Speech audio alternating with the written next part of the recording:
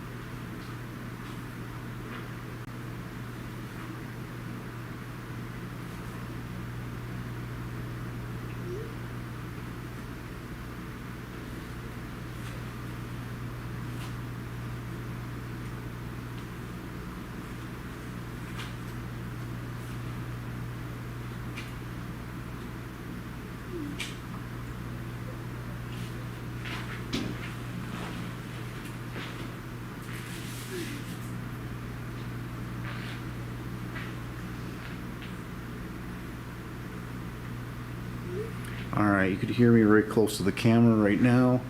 I am going to go to the microphones and start talking.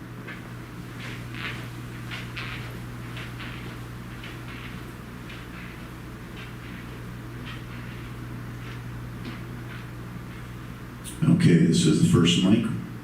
Mic number one, check, check, 1, 2, 3.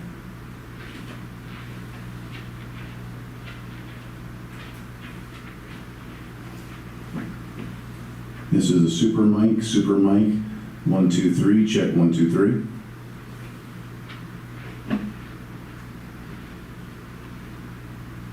President mic, 1, 2, 3, 1, 2, 3, check, check.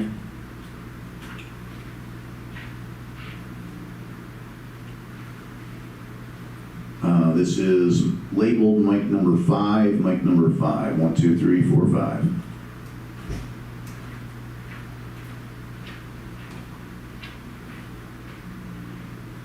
Microphone number 6, 1, 2, 3, 4, 5, 6.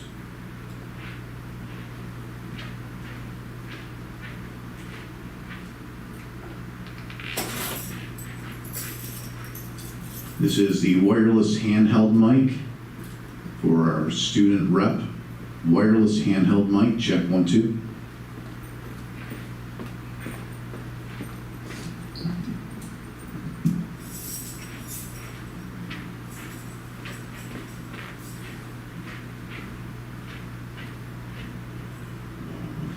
And lastly, this is the podium mic, 1, 2, 3, 4, 5, 6, 7, 8, 9, 10, 11, 12. Podium mic, that should be all the microphones. Hopefully you heard them all.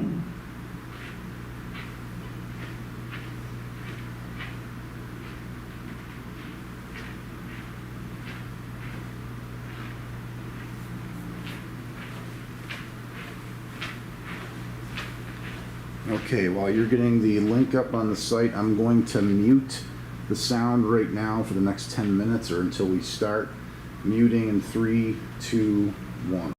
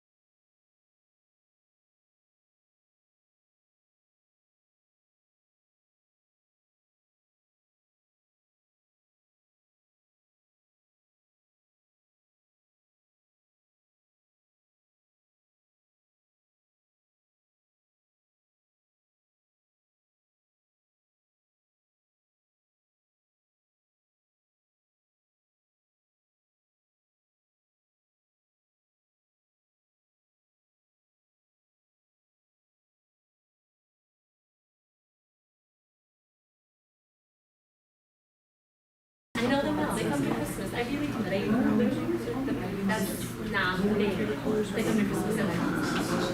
Christmas Eve. I agree.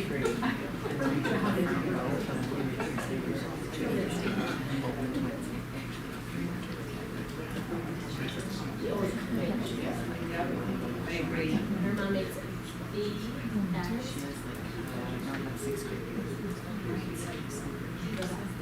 It is. Ever done it? Yes.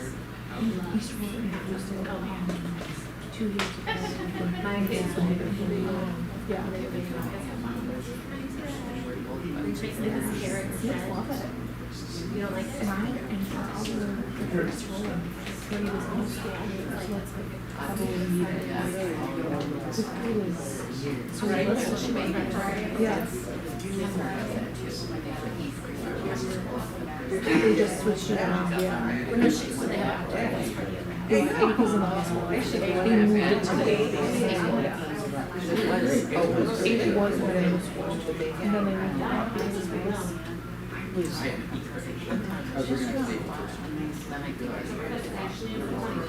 He is just a bunch of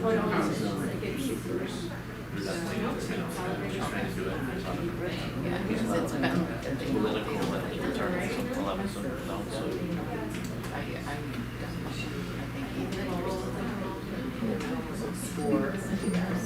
there's literally not enough space. But that is why they the elementary school was maxed out. And then they added UT Head. And that just skyrocketed everybody's first. sometimes they just they get no calculations of exposure to school and shifting everybody to it. When they were trying to open this under the UT classroom, they came out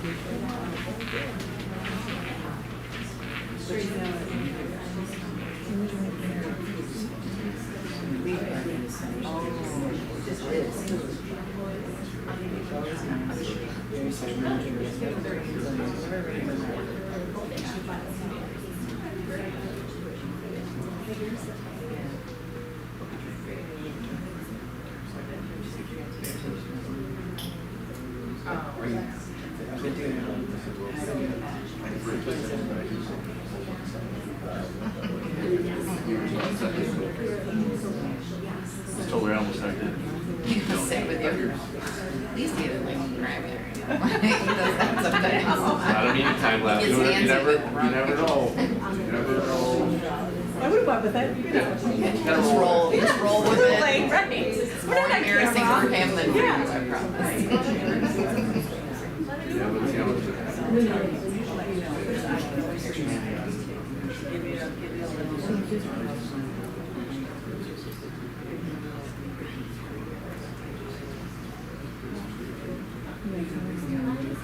and I walked the gas. So then I got home. The first day, there's so much stress. The first day. I think it's a rain recognition.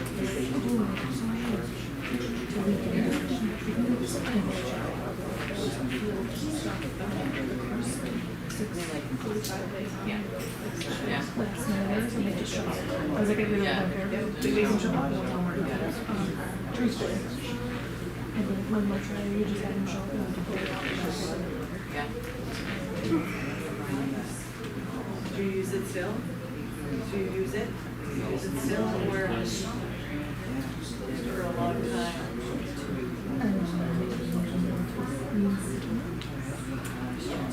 Very much so. Fun stuff. I said it's so late, like the two I'm sure you could like really close. Like, I mean, you could like take one and then just do a complete 180. You've got the other. I think my mom is doing double later with no lunch. She is taking some hard courses, but not for any. And she does all the sports. She's trying to get 3 sport athlete this year, like 3 varsity sports, plus she dances and dance. They have not admitted. Then there's somebody who's doing no lunch. She's taking so many courses that she doesn't basically. Some summer school for health. himself because they wanted to take an extra AP next year. And he has been taking so many classes, he couldn't fit it. He doesn't have study hall. He just keeps lining up. Now he finishes, like he had lunch last year, he did. He's still like, he took 2 APs last year. He's got them.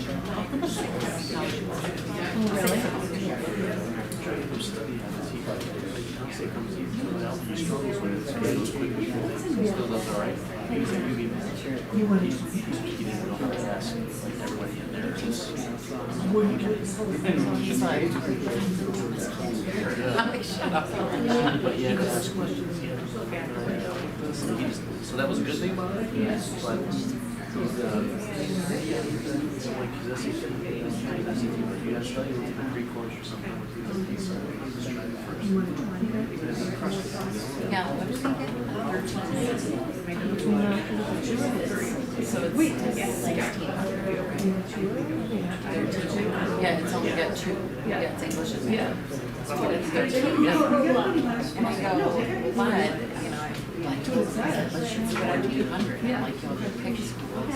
It's a scholarship. So you get a 1390. It's like,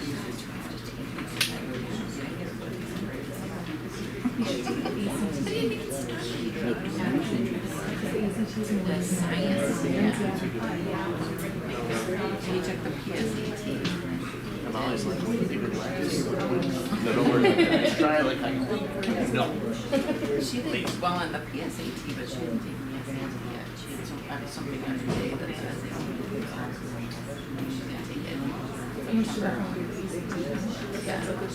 Yeah, she's definitely English social studies.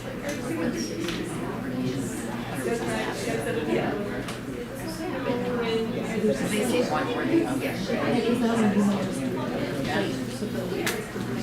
Yeah. Oh, yeah. Yeah.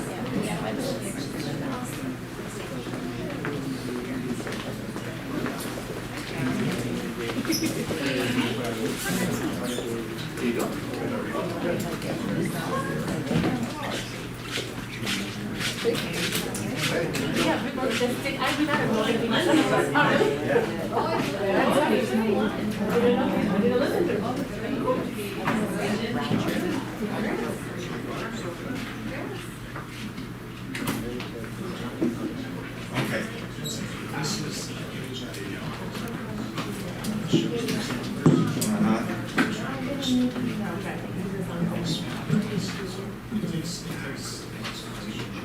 Okay.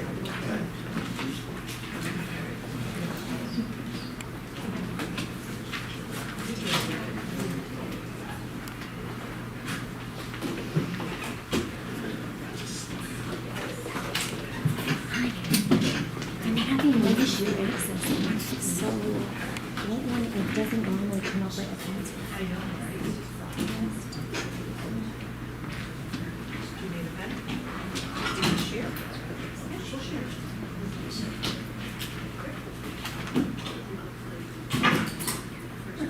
Are you okay?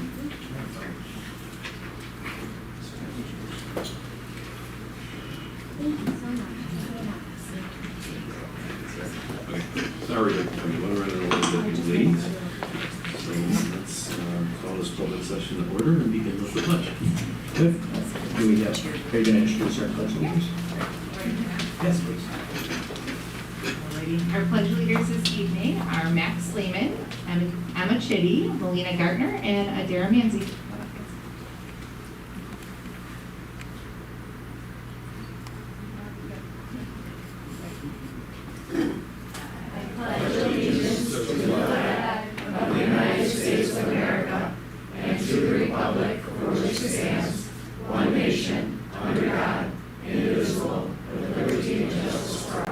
Dr. Flash, will you play the kids to the flag? We'll take the if you would.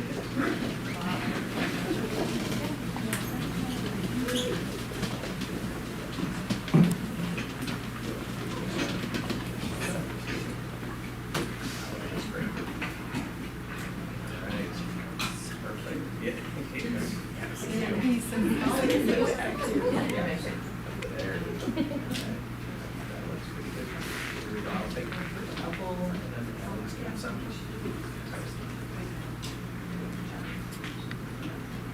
right, perfect, thank you.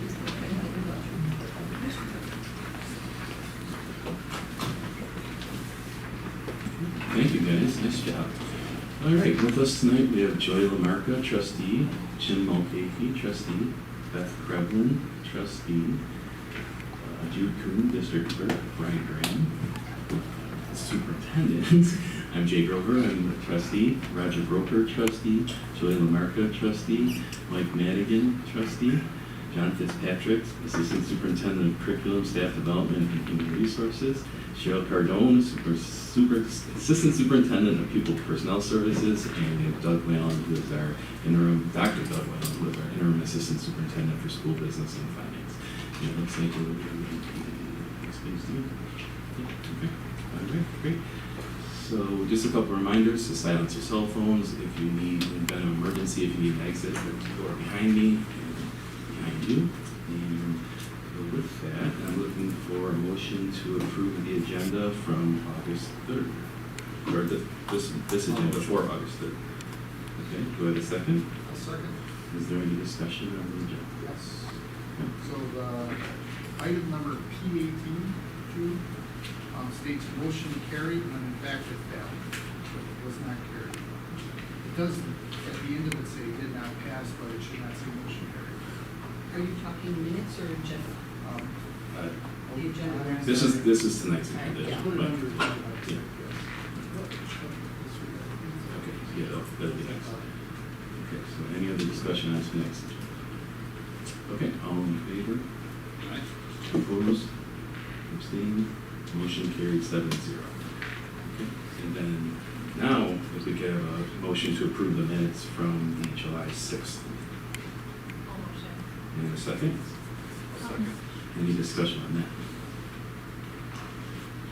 So the PAT under, sorry, PAT. Sure it's personal and instructional, I think. So it's the motion that failed with about a 3 to 1 to 2. So three yeses, 1 abstention, and 2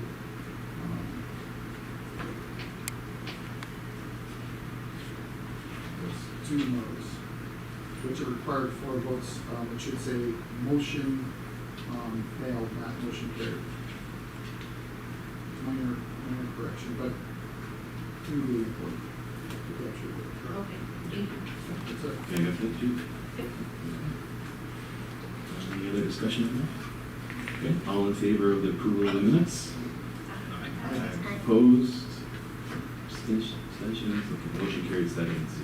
Okay, so that brings us to correspondence, recognition, and good news. All right, well, we have a little bit to share with you today. Dr. Placci, would you be so kind as to introduce our web leaders and Mrs. Stapleton? That would be great. Alrighty. Good evening, everyone. We have 4 of our web leaders here this evening: Emma, Max, Melina, and Adara, along with Mrs. Stapleton, who is one of our web coordinators. Our 8th grade web leaders have taken on the responsibility of being mentors, leaders, and positive role models. They will be sharing information about what web means, the application process of becoming a web leader, the training they will do for orientation, and a little bit about our web orientation on August 28th.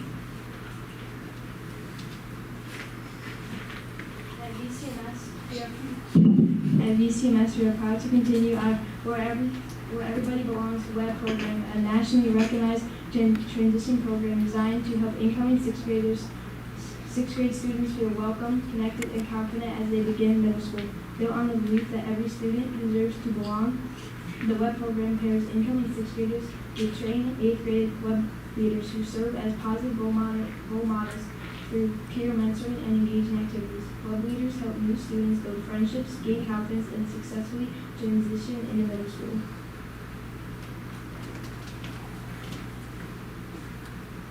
In the spring, any 7th grade student interested in becoming a web leader completed an online application. The application includes basic information about who we are, what our interests are, what we are involved in both in and out of school, and why we wanted to be a web leader. On top of that, we submitted a brief video. The video could either be a pretend web Friday lesson or just a video demonstrating our personalities. The web coordinators look at the applications and share the names of the students that applied with the staff members around the building in order to help get a full view of the applicants. Because the program is designed to help all students see they belong at the middle school, they're looking for students with a variety of interests and experience. With input from the staff and the web leaders are selected.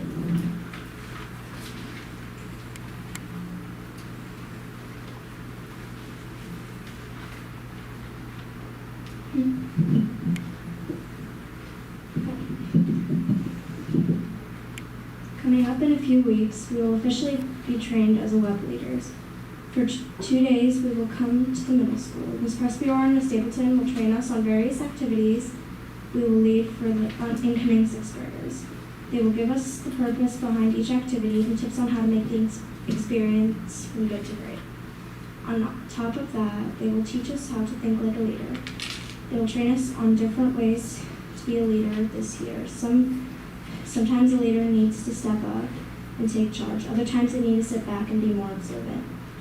Ms. Presbyore and Ms. Stapleton will also help us think on the fly. At the orientation itself and throughout the year, we may be put in a situation where we need to think fast. Our training will help us be better equipped to handle things like students who might not want to participate in an activity or a student who is overly excited.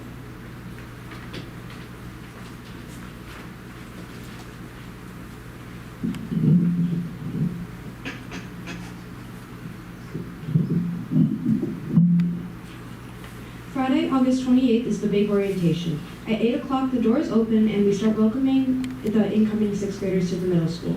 They are greeted with music, dancing, and cheering. The sixth graders find their name tags and head to seats on the gym floor. The first part of the morning begins with Ms. Stapleton welcoming everyone to the middle school.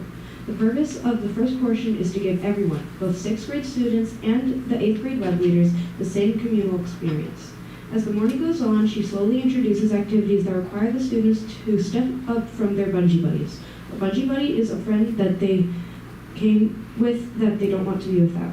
Slowly, students get moved away from their friends for a few small group activities in the gym. Around 9:30, the students line up with their official web leaders that they will spend the remainder of the day with.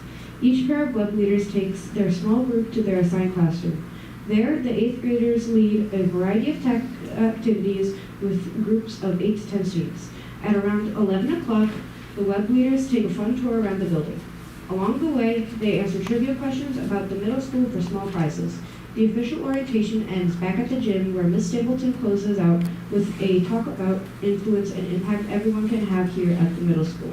Once the web orientation ends, the PTA graciously puts on a hot dog lunch for the sixth graders and web leaders.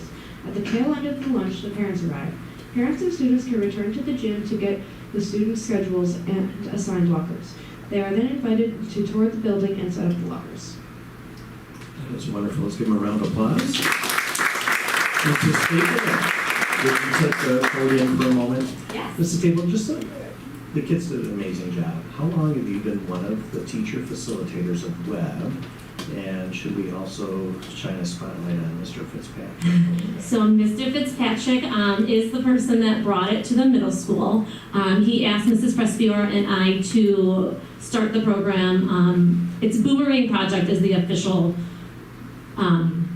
name of the company out of California. So he sent us to training in February of 2019. So August of 2019 was the very first orientation that we had at Grand Island. Been great. The school year was going great, and then we know what happened in March of 2020. So our first year, we didn't actually get the full web experience. Thankfully, we did have the, I don't want to say the most important part, but really that big transition portion was all done in August before COVID hit. And then the following year, we were still able to do things. It had to be adjusted because of the COVID restrictions. But honestly, we have done it every year since 2019, just with 2020 being a slight variation and having to go virtual due to those restrictions. But since then, it's been in person, and I feel like every year it gets even better.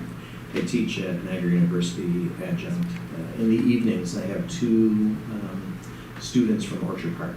Oh, yes. And they're starting web this year. Yes, last year they came and they watched our orientation, so they got to see what it was like. They observed.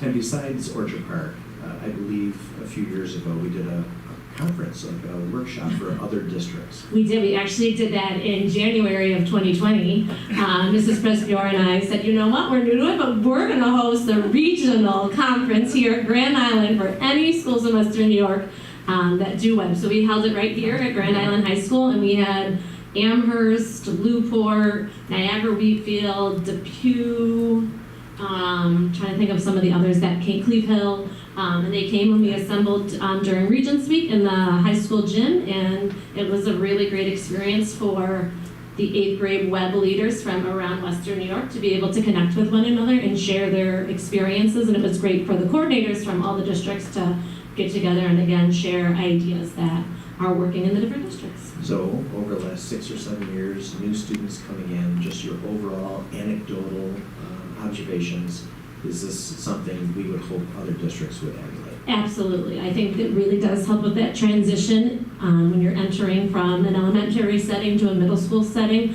I think, we touched on the bungee buddy. Kids come in, they have their friend that they want to spend the whole day with, and web is designed to very slowly break down those barriers so that they're meeting new people in fun, structured way.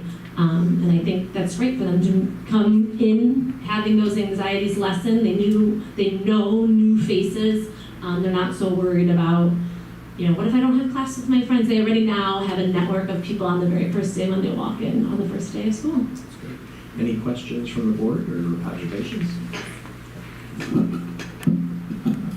Hi. Not a question, just a comment about how wonderful and effective I witnessed this program. I know my daughter Cammie's going to be in 8th grade. She's going to be a web leader. But when she came into 6th grade and was so terrified about the transition up to the middle school, this program, just having the time at the school and having these connections with the web leaders who to this day when they see her still say hello to her and they know her by name and it means so much to her.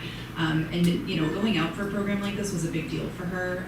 So it's neat to see it come full circle for those students too who really had a lot of trepidation coming into the middle school but now want to kind of pass on that confidence to the next wave of students. So I love that they do this. Yeah, we're so super excited to have her. And I do think it's a huge benefit for the 8th graders that are web leaders. There's a lot of leadership lessons that take place throughout the entire year, school-wide. Opportunities like to come and speak at a board meeting. Kudos to these kids because that's a big task. And throughout the year, we ask them to do other things and just the lessons they learn as kind of being the mentor. I think it's lifelong skills to take with them. And I did want to point out they got a sneak peek at our big reveal of our shirt design. So it is do good, be good, make a difference, go Vikings this year. That's great. Thank you. Any other board comments? John, go ahead, Joy.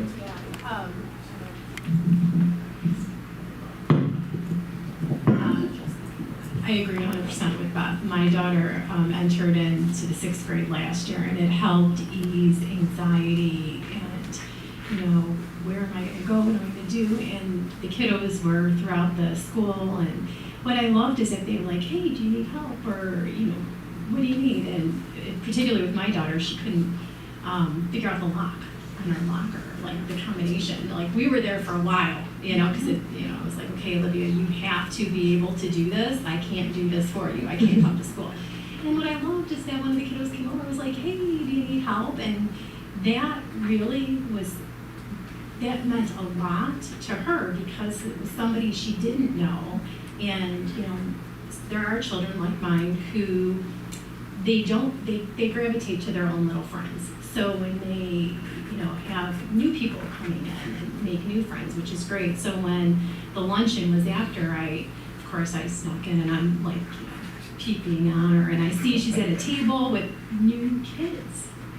And these weren't the kids from Kegadine, some of them were from Youth. So it was great to be able to see that and see the excitement of the kids too. So I think it's a great program. Having been through it with my daughter, it's kudos, guys. I mean, it is a wonderful program. Thank you for doing that. That's awesome. Just want to finish with John. John, you talk about empowerment, engagement, and belonging for every child every day. This was something you helped lead many, many years ago. Just any comments? Just, I can't say enough about Mrs. Stapleton and Mrs. Presbyora. They make the program run. And our web leaders, we've had fantastic web leaders over the years. We have a lot of stories that are quite special. Kids keeping in contact with their web group, right? Yeah, we've had them go to Darien Lake together, like in the summer, then a bunch of them meet up and all sorts of stories.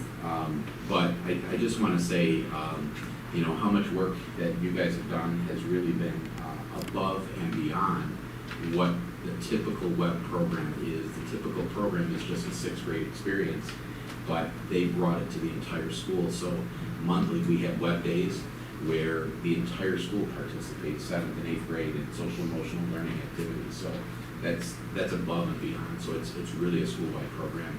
Not every school does that. Yeah, it's so well said. For our students today, hang tight. We're going to, with Jay's permission, we're going to move on to the next correspondence and good news, but then I'd like you to stay. We're going to take a group picture of the board. We're going to do this next. Yeah, the next correspondence. Okay. Yep. Yeah. So let's have a little bit of round of applause for that. All right, I'm going to ask Eric Feeblecorn to come to the microphone, and I think one of our students is also here, which I'm super excited about, and that would be Evan Chitty. Evan, if you could join us. And then Eric, are there any other students you see in the audience? Or no? Okay, great. So I'm so thrilled to introduce Evan and Eric. As we all have probably over the course of time, visited KidBiz. And there are some pictures here. Just looking at this one picture on the screen doesn't even capture all of the students and children in Grand Island who participated. But Eric, we're talking about children from St. Stephen's, we're talking about children from Kegabai Youth and Veronica Connor Middle School, and children who are homeschooled, right? It's really a comprehensive program. We are going to shine a bit of a spotlight on Evan because for many reasons. In fact, what do you think, Eric? Should we let him go first? Yeah, I was to say, unfortunately, we don't have to adjust the mic. He's just I'm not. I'm vertically challenged, not much. Whatever. So, Evan, what I want to say, just to help color what you have to share, is my understanding. When I came to that table and met you, right, there was something in the back of my head that said, "Wow, Mom and Dad love 3D printing, and they taught you all this," but you articulated that you were exposed to this by our technology teacher, Mr. Smith, and then inspired and influenced to continue doing this. Am I saying that correctly? Yes, you are. Excellent. And so just tell the board a little bit of that story. You're a student in one of our schools, you're exposed to 3-dimensional printing, which includes design and manufacturing, and then you created your own products to sell at KidBiz. So tell us that story. So, when I started 5th grade, I had no idea that there was going to be a tech class at all because we never had it before. So when we learned how to do the computer-aided drawing, and Mr. Smith let us all print like a little keychain thing. He would print each one for us that we could design on an app on our Chromebooks. That's amazing in and of itself. On your district provided Chromebook, you were able to design, right, through computer-assisted drafting, a keychain to get started, right? That's awesome. Yes. So I really was like, this is really cool. So I eventually got a 3D printer of my own for my birthday. And my first print was a tugboat, which was really tiny. But quickly after that, I started printing a lot more elaborate designs, like lightsabers, dragon eggs, dragons, and the lightsaber, Mrs. Cardone has that, and the dragon egg is moving around the table. When you gave that to me, I knew something was inside. I didn't know how to open it. But obviously Joy figured it out, so I'll pass this around this way. So this is not easy, right? Actually, it's kind of easy. For you, yeah. It's basically you just get on like whatever device you have the app on. You scroll in the library Okay. and So you found a design that you liked. and then you just click the print button. Did everybody catch that? Three-dimensional printing is super easy. All right, so Evan, you did all this. Mr. Smith, I think, was a powerful force as a teacher to inspire you. But then, how did you get this idea to make a business? Well, I was like, well, I can do this. Like, I can print stuff while I'm at school. So I was like, I could do that. I could make I could sell stuff because it takes like no time to do. For most people, or not for most people. So what were the results? Did you get a lot of interest at your booth? I got about $250 to $300, Wow. so I'd say it was a pretty good business. Very successful. All right, Evan, I'm going to transition to Mr. Fiedelkorn, and then the board might have some questions, all right? Okay. Nice job, Eric. Evan. Thank you. Yeah, well done.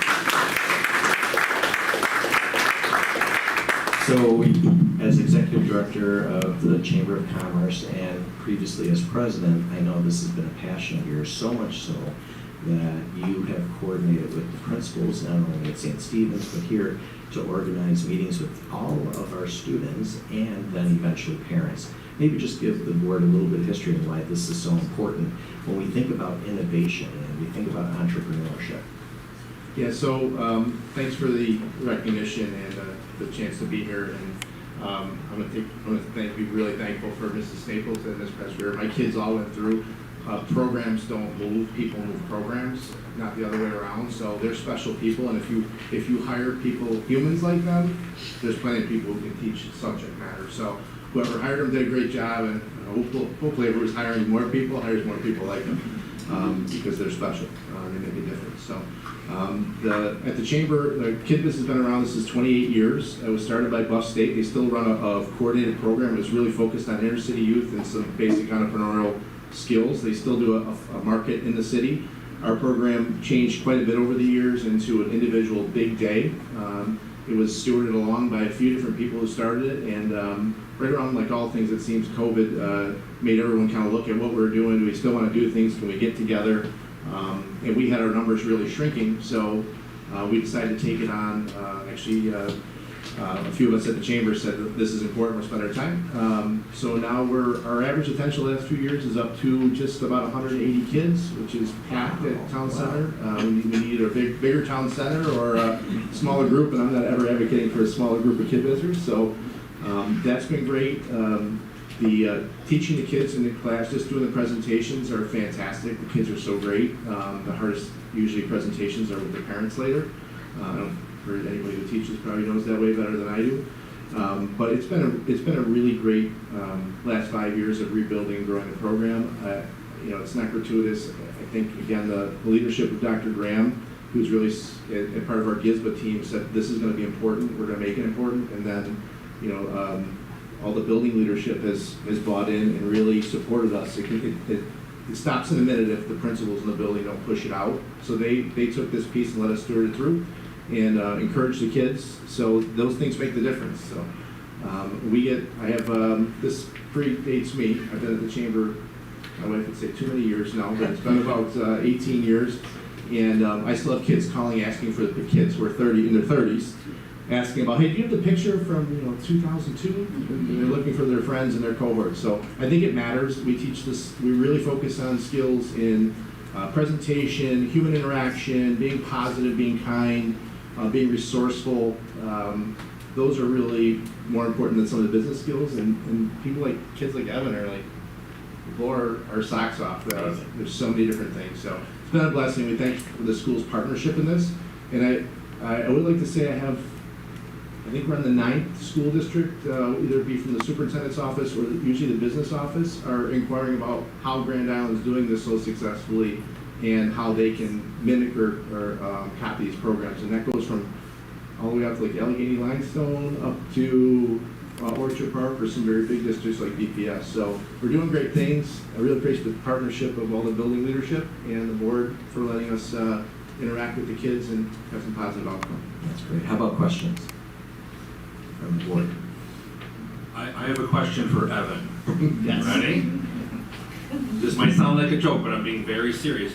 Do you take custom orders? I could take Because I have been looking for somebody. I have a game that's very old called Lawn Charts. And they used to have fins on them, and it's about 60, 70 years old, and I need new fins. Ooh, interesting. And So- plastic would work, right? Yeah. That's interesting. They're illegal to sell. I don't want to sell it, I want to play it. Oh, I will wear a helmet. So, if you can tell me if the, well, I didn't hear the game really from the over the laptop. I could probably like look up a file. All right. I could download it onto a USB drive. And print it out. Nice. Maybe you can run a prototype. I'll be in touch. Okay? Excellent. price if they're $100 job. Absolutely. Yes.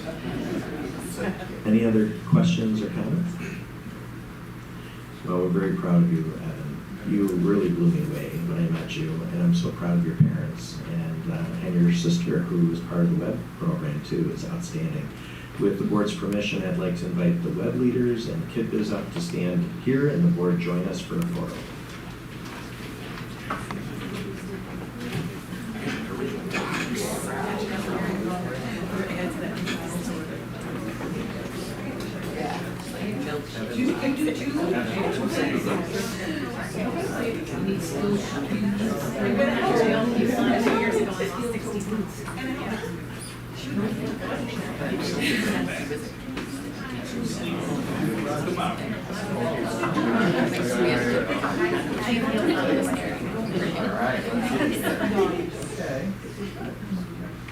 Get ready.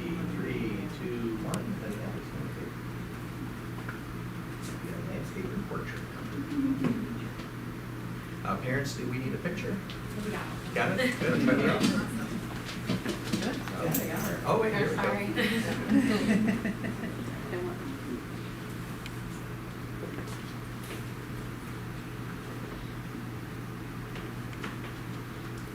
Thanks. By the way, Evan's going into 6th grade.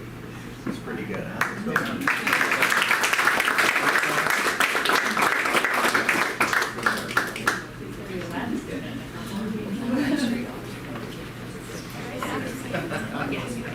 But make sure you put your Mrs. Great.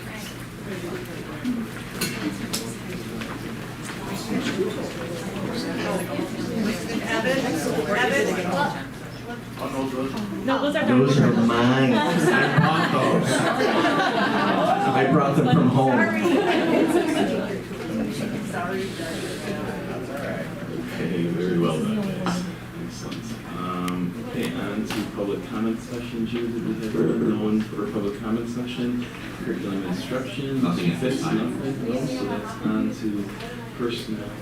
Neither. Okay. All right, so then that leads us to personnel instructional. I think I'm going to break this up. So looking for a motion to approve.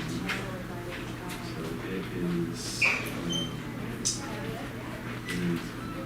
so it's PI 1 through PI 9. That's all correct. Yes. Okay. So a motion to approve PI 1 through PI 9. And a second. Any discussion on that?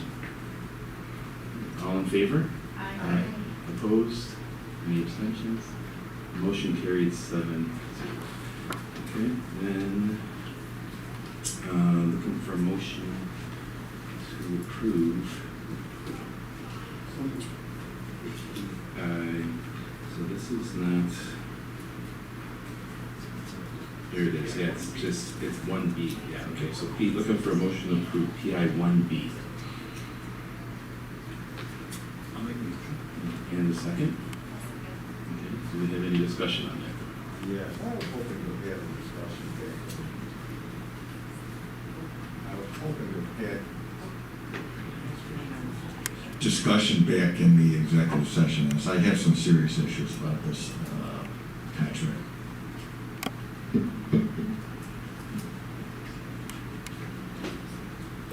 So I also have some concerns. I can't support the proposal. The issue is not whether the retiring employee has served the district well. The question, creating a new position costing taxpayers more than $40,000 in salary, well, benefits and stipend is net. So it's about $37,000 more is what I figured out, based on the person this person is training, as well as this new employee that's going, this employee that's going to take this position to transition the new dean of athletics. The superintendent has argued that savings from filling another position at a lower salary justifies this expense. They do not. Every new position should stand on its own merits and demonstrate a clear operational need. More concerning is the complete lack of any defined plan or apparent intention to transition for the new transition to a one position only athletics director, reducing in phys ed what the full title of the job was last year. Reducing this proposal from 2 years to 1 year, which is what was changed from the last vote, while allowing it to be extended indefinitely, appears largely symbolic after a similar proposal was rejected at our last meeting.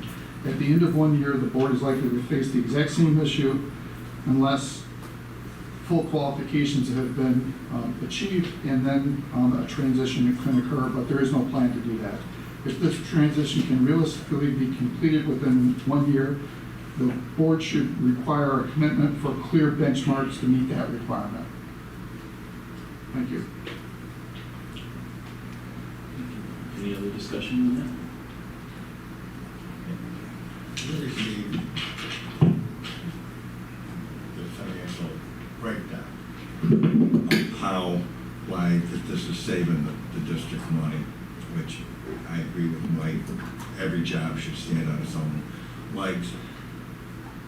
But it goes in there and says, in addition to financial savings, the district's model provides several long-term organizational benefits. And it gets 3 bullet points. And they do. This model is terrific. Unfortunately, we didn't follow it. We're doing the exact opposite. And in addition, I have some other issues with this. Just to reinforce what he said, one of those, that model, which is ideal, is to always have or be considering wherever feasible. It's not always feasible to have a transition plan. So not only did we not follow it up till this point, so we had no one in the wings to replace the retiring individual, even going forwards, now that we're creating 2 positions to cover one prior position at a higher cost overall benefits and salary-wise, we have no plan to transition in the future back to the one position that's a lower cost. We should have that plan and not be costing. We need to be fiscally responsible to the taxpayers and do what is the most effective change for this replacement. That's my opinion. The total position on the individual, how many courses does she need to get these certifications? Is it 10? Is it 5? Is it 2? You're asking if the teacher on special assignment or dean of athletics wanted to go back and get the administrative certifications. Yeah. That would be determined by the collegiate institute. They would look at his transcripts and decide how many courses. So we have no idea as to how long it would take for him to get this certifications. I just answered your question. but I believe that that is the transition plan. The transition plan is after 1 year of mentorship. There are 3 options. The option is to continue with looking at bringing an additional person in, to get certified to maintain that position, or to repost for someone who is already certified. Right? That's correct. Those are the 3 options. So that is, and any position as complex as this, bringing somebody in, this is not a, I hear the stand on your own merit, but this is moving into a very complex position that is going to need some guidance. I understand what we talked about last month, and that is why we were all kind of in agreement. In the end, I think that maybe a 2-year was too much. So The point is, at the end of 1 year, we're really in the same position where we are now. The real point is, there is no requirement for the dean to obtain that certification. There is no plan, no intention, or no clear, when we've asked, Brian basically says, no, we're not gonna require that. Am I wrong on that? Yeah, a better way to phrase that is the person who is now going to be the dean, who is appointed, right, can make up that decision for himself.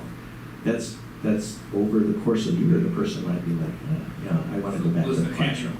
Being somebody who has gone back to school to get different administrative certifications, it is an undertaking, right? So if I was a tenure track employee that was an established teacher, and I was looking to make a move career-wise, this would give me an opportunity to see, is this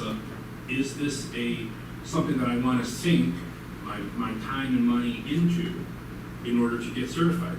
We might find that this was not a good fit, and then in that case, yes, we would be back in the same situation. But looking across districts and what athletic directors are being paid, based on that is how you get, bringing ATOSA in with administrative guidance is the equivalent. Okay. So, just to answer your concerns, Roger, there is no requirement. Coming from private industry, if we were to do something like this, there would be clear goals and objectives. Within 6 months, within 12 months, you will be progressing towards getting this certification. There's no commitment to doing it. There isn't even an expectation. So to do this transition, we're hiring a person for $40,000 or so a year to train this person with no real commitment to do a replacement. So that's more of a long-term commitment to continue to, year after year, possibly continue what supposedly is supposed to be a transition. And this was the last time, a 2-year contract with an extension beyond 2 years. I'm not convinced it's a 2-year. I'm not convinced we're going to be prepared to do the transition in 2 years, because what's going to change between now and then? Are we going to require?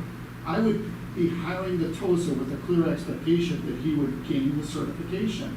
There should be a commitment up front before. It's costly. Brian, it's costly to train a new employee in a new position. It's an investment, and it doesn't take a few weeks. It takes a long time. And to say that, well, we're not going to require it, and long term we're going to carry this burden, the taxpayers are going to carry the burden, we need to have a better plan than that. We need to be responsible to our taxpayers. Yeah. And I want to clarify, Mike, you misspoke. This is not a more expensive model. All right, it's actually less expensive, and I sent the board a chart to show that.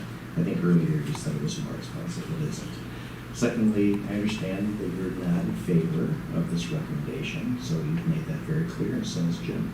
So if there isn't any more discussion, we should move forward. Well, just to clarify your clarification, you're using the person that's replacing this TOSA, who is an entry-level teacher. Long-term stuff. Okay, whatever. No, that's to super, justify that. There's a big difference between a step 1 teacher and a long-term substitute. let me put it this way, I'll put it in very basic terms. Last year, or if we were to hire a qualified person, you yourself indicated $122,000 a year, Brian. That's what your chart says. We're not doing 122, we're closer to probably, what, 177? Looking at the dean That's not position, correct. looking at the dean position, It's just not correct, Mike. it's The between the person benefits. who was appointed last is already in our budget and would already be making that same amount of money in the classroom. So you can't, it's gotta be on the ledger on both You're sides. playing a shell game. We're talking about a position That's all. that costs. I'm not gonna argue, I understand your It would cost perspective. 122 last year, that this year is going to be 177. And That's not correct, but I appreciate your perspective. Brian, every year people resign and retire. And we replace them typically with somebody who makes less. Whether it's a long-term sub or a brand new hire. Please let me finish. We have a new, and we have some savings here. We don't attribute their savings, oh, look, we can have this person over here, and it's not gonna cost it what we say it's costing us because we have the savings from over here. No, you do each job on their own.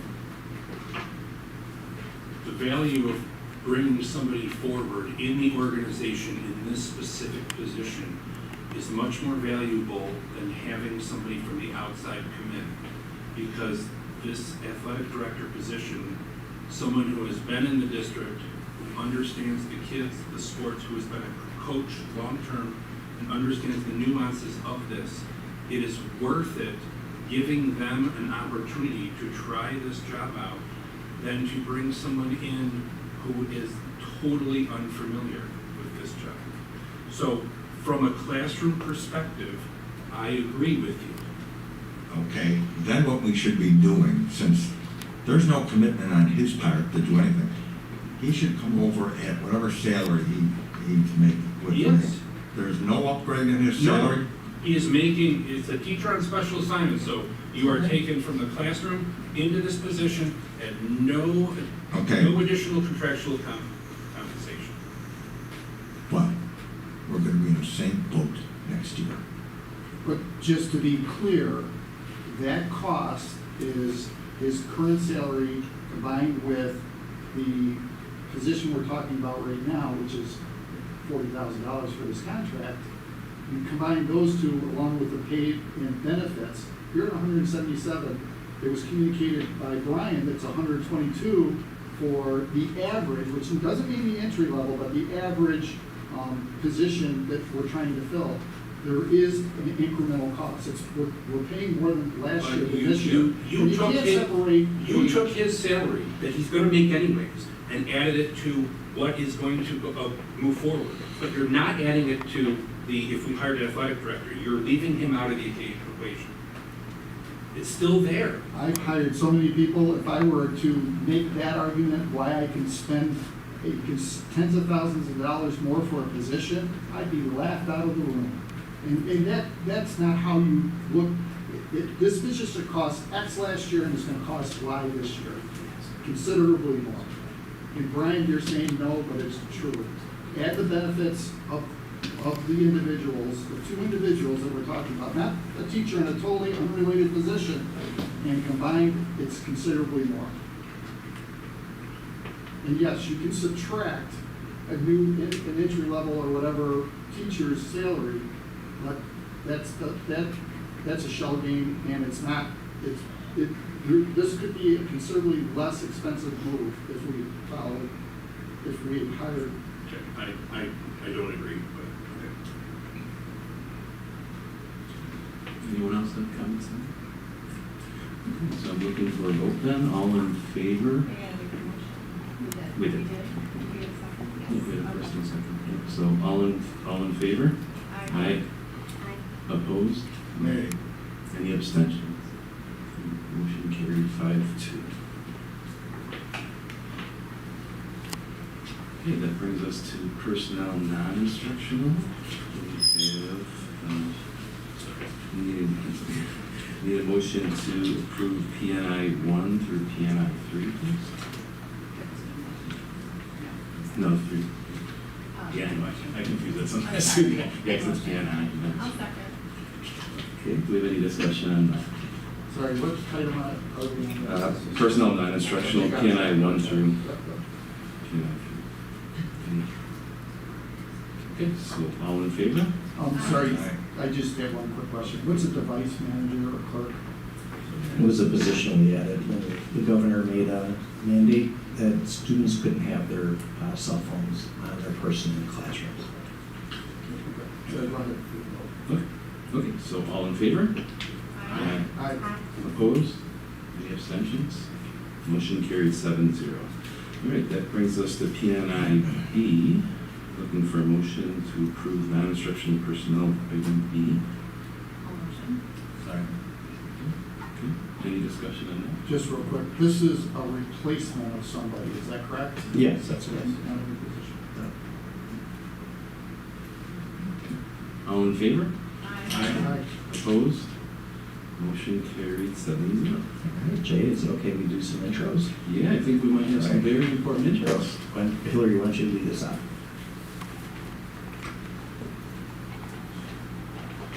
Thank you very much. Good evening, Board of Education, Dr. Graham, and District Administrators. Hannah, if you would go ahead and stand. Tonight, I am pleased to introduce Mrs. Hannah Moran, who will be joining Grand Island High School as our new Assistant Principal. Ms. Moran earned both her Bachelor of Science and Master of Science in Education from Medaille College with a focus on secondary mathematics and students with disabilities. She is currently completing her master's degree in Educational Administration at the University at Buffalo.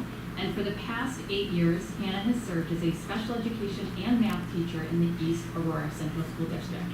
Some of you may have already had the opportunity to meet Hannah this summer as she has been completing her administrative internship at Grand Island High School with our summer school program.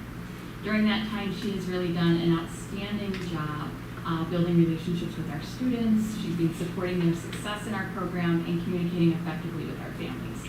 Throughout the interview process, what really stood out most was Hannah's genuine commitment to supporting both students and educators.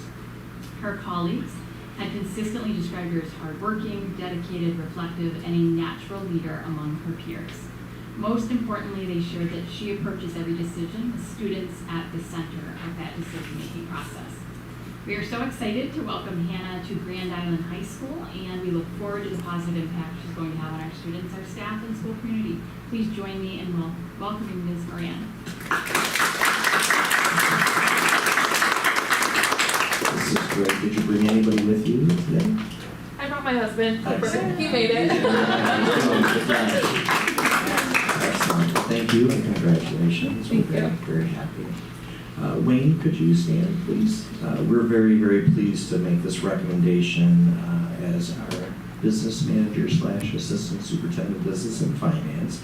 Wayne Lynch has his MBA from the University of Buffalo, and he also has an engineering love that began many years ago and has really integrated into your workflow because currently you are the Vice President of Finance and Administration at SUNY Fredonia, and you've also been asked by Buffalo State University to support their work as a special advisor.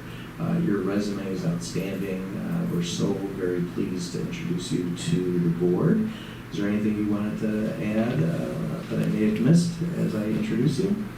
Thank you very much. Excited to be here. Glad to meet the board members. That's great. Well, congratulations to you as well.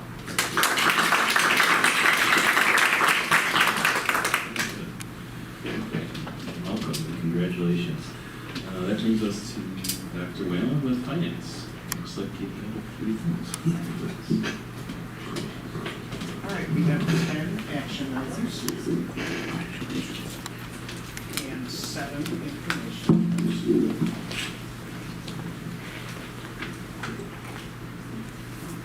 We start off with, we're starting to prepare the taxes, the tax rate. The taxes are done by Erie County, and we have to send information to Erie County. So the first one is the certification of the school tax budget and tax rate.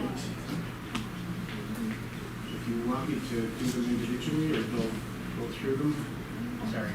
Sorry, Doug, I was giving some information to Jay. What was your question? Well, I want to know if you want to vote on them individually, or you want to go. I think we were going to do at least A through I. Did we want to take J off separately? Or were there just some questions on Jim J? had a question on Yeah. C. On C? Okay. Well, we can still answer questions if we All right, so put them together. So the first one is on the tax rate. We have to send information to Erie County. On B, these are transfers over 15,000, and the first ones are within the BOCES budget. We're transferring money within the BOCES budget. Two primary areas are the computer-assisted instruction and the central data processing. One has to do with student learning. The other one has to do with the infrastructure of student registration, payroll, and scheduling. So it's moving money and trying to get those budgets correct. The other part of that is medical insurance has 11 different accounts within medical insurance. So, it's not just the premiums for health insurance and pharmacy, it's the dental, it's the administration of those things. So there's 11 different things, and we're trying to get them in the right, trying to get money in the right account. So there's $67,000 that's being moved within those 11 different things within the medical budget. So that's B. On C, C is last year. It's transfers over 15,000 from the prior year, and they are all related to medical insurance. So we've had to transfer over $790,000 to our medical budget because there just wasn't enough money in that account. So that's the 25-26 year. We're getting ready for the audit. We're closing out those accounts, but we have to make sure that they're all positive. So we're moving money, and that's a large amount of money. I mean, there's a transfer for $124,000, one for $55,000, one for $198,000, one for $416,000. That's all going to medical insurance. And I did have a sheet here that discloses within medical insurance, there's a broker fee, there's wellness administration, there's wellness reimbursement, there's a vision account, there's a dental cost, there's dental administration, there's pharmacy administration, then there's pharmacy claims, that's a large one, 3.7 million. There's medical administration, costs $300,000 just to have this administered. Because it's a self-funded program, the claims for medical are over $7 million. Then there's the stop loss coverage. We pay $698,000 for stop loss to protect us for high claims. So there are those different accounts within medical premiums itself, trying to get them all situated. There just wasn't enough money in for last year, so their money had to be transferred. My question on this, was some of the items you listed there, we should know in the beginning. We should know what our fee is to administer this. Yes. What's causing this $795,000 to be sloshed around? When I came, the budget was set. So there should have been more money put in certain accounts. First of all, it's a self-funded program, so you're never going to know exactly what medical insurance is going to cost. Pharmacy and drugs is probably the biggest part of your medical premium, and that's just skyrocketed. The amount we pay for pharmacy, I could break that down for you, but that's a huge cost. The administration and the vision program and all of that is known, but it's basically what we're paying for medical. We're hitting stop loss all the time. What we're paying for pharmacy and drugs is enormous. Where's this money coming from? is it within this healthcare blob and we need to push it to specific accounts? No, yeah, healthcare did not have enough money in the budget, and we had to find that money in other parts of the budget. On D, we're very fortunate to be able to purchase uniforms, home uniforms for football. In my memo, I talked about how many teams we have, and usually we buy home and away, but we're buying the home uniforms. They're $8,900, but we have donations for $4,000, and we're very grateful to those people for donating. E is another donation from the Peter Kuhn Memorial Fund for a soccer bench shelter. It's a portable shelter, and we're very grateful to that memorial fund for that donation. It's a value of $6,300. Then F, at the end of the year, the libraries, we've done this before, libraries are reading out books. So that's F is Kegabyne Library. G is obsolete books from the high school, from the library. Doug? Yes. Just wanted to clarify, H should not be on the agenda, so it's just a duplication. So we're only gonna, if with your permission, we're only gonna look at G. Okay. But one comment I would like to make Sure. with H is it was on a former agenda, but I omitted the list of books. Okay. So Got it. you've never seen the list of books, and that's why I put it on it, so you could see the list of books. Sure, but G is the real list that we're asking to be obsolete, just for clarification. Okay. And I just want to look at our principal, she's saying yes. Okay. So, okay. All right. High school Spanish books, 2012 editions, so we're asking for those to be obsolete. J is obsolete IT equipment, and hopefully I answered the question that came in before the board meeting. Actually, I would just like to have confirmation. I mean, there is a fortune worth of IT equipment. I mean, 350 Chromebooks, et cetera. I mean, there's just a lot of printers, et cetera. Obviously, there's a recycle value and or a resale value. It sounds like every one of those are going to BOCES, and we really have no responsibility in terms of trying to recover any value out of those items. Is that correct? That's correct. First of all, BOCES actually owns them. Right. We lease them. The payments, our leasing payments, we get 64% state aid on.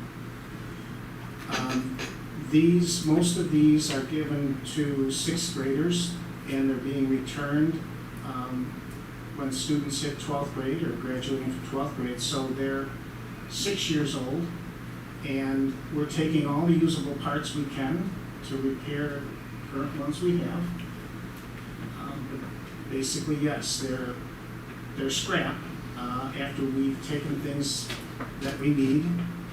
BOCES does make sure that they're cleaned of all student data before they're disposed of, but that in effect is what we're doing. Yeah, so we're not discarding them and or throwing them in a dumpster somewhere. It's going to BOCES and they're taking care of whatever the disposition is. Yeah. That's all I care about, and then we're out of it. Yes, exactly.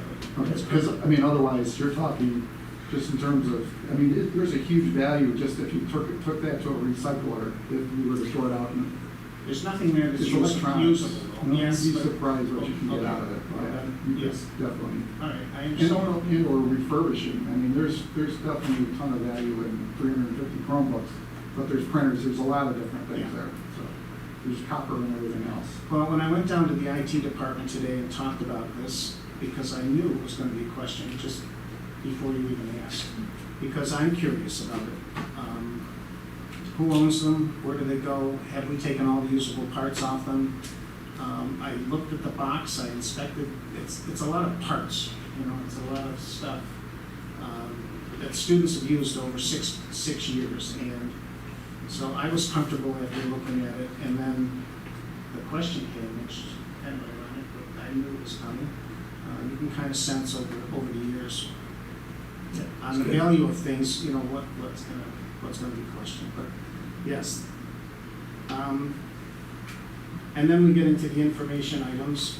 Okay. extracurricular. I'm just gonna stop right there, because the rest are information, but we're gonna still have conversation about that. Jay, is it okay if they take action on the action items, and then I wanna ask Mike to talk about his proposal for the Finance and Fiscal Responsibility Committee.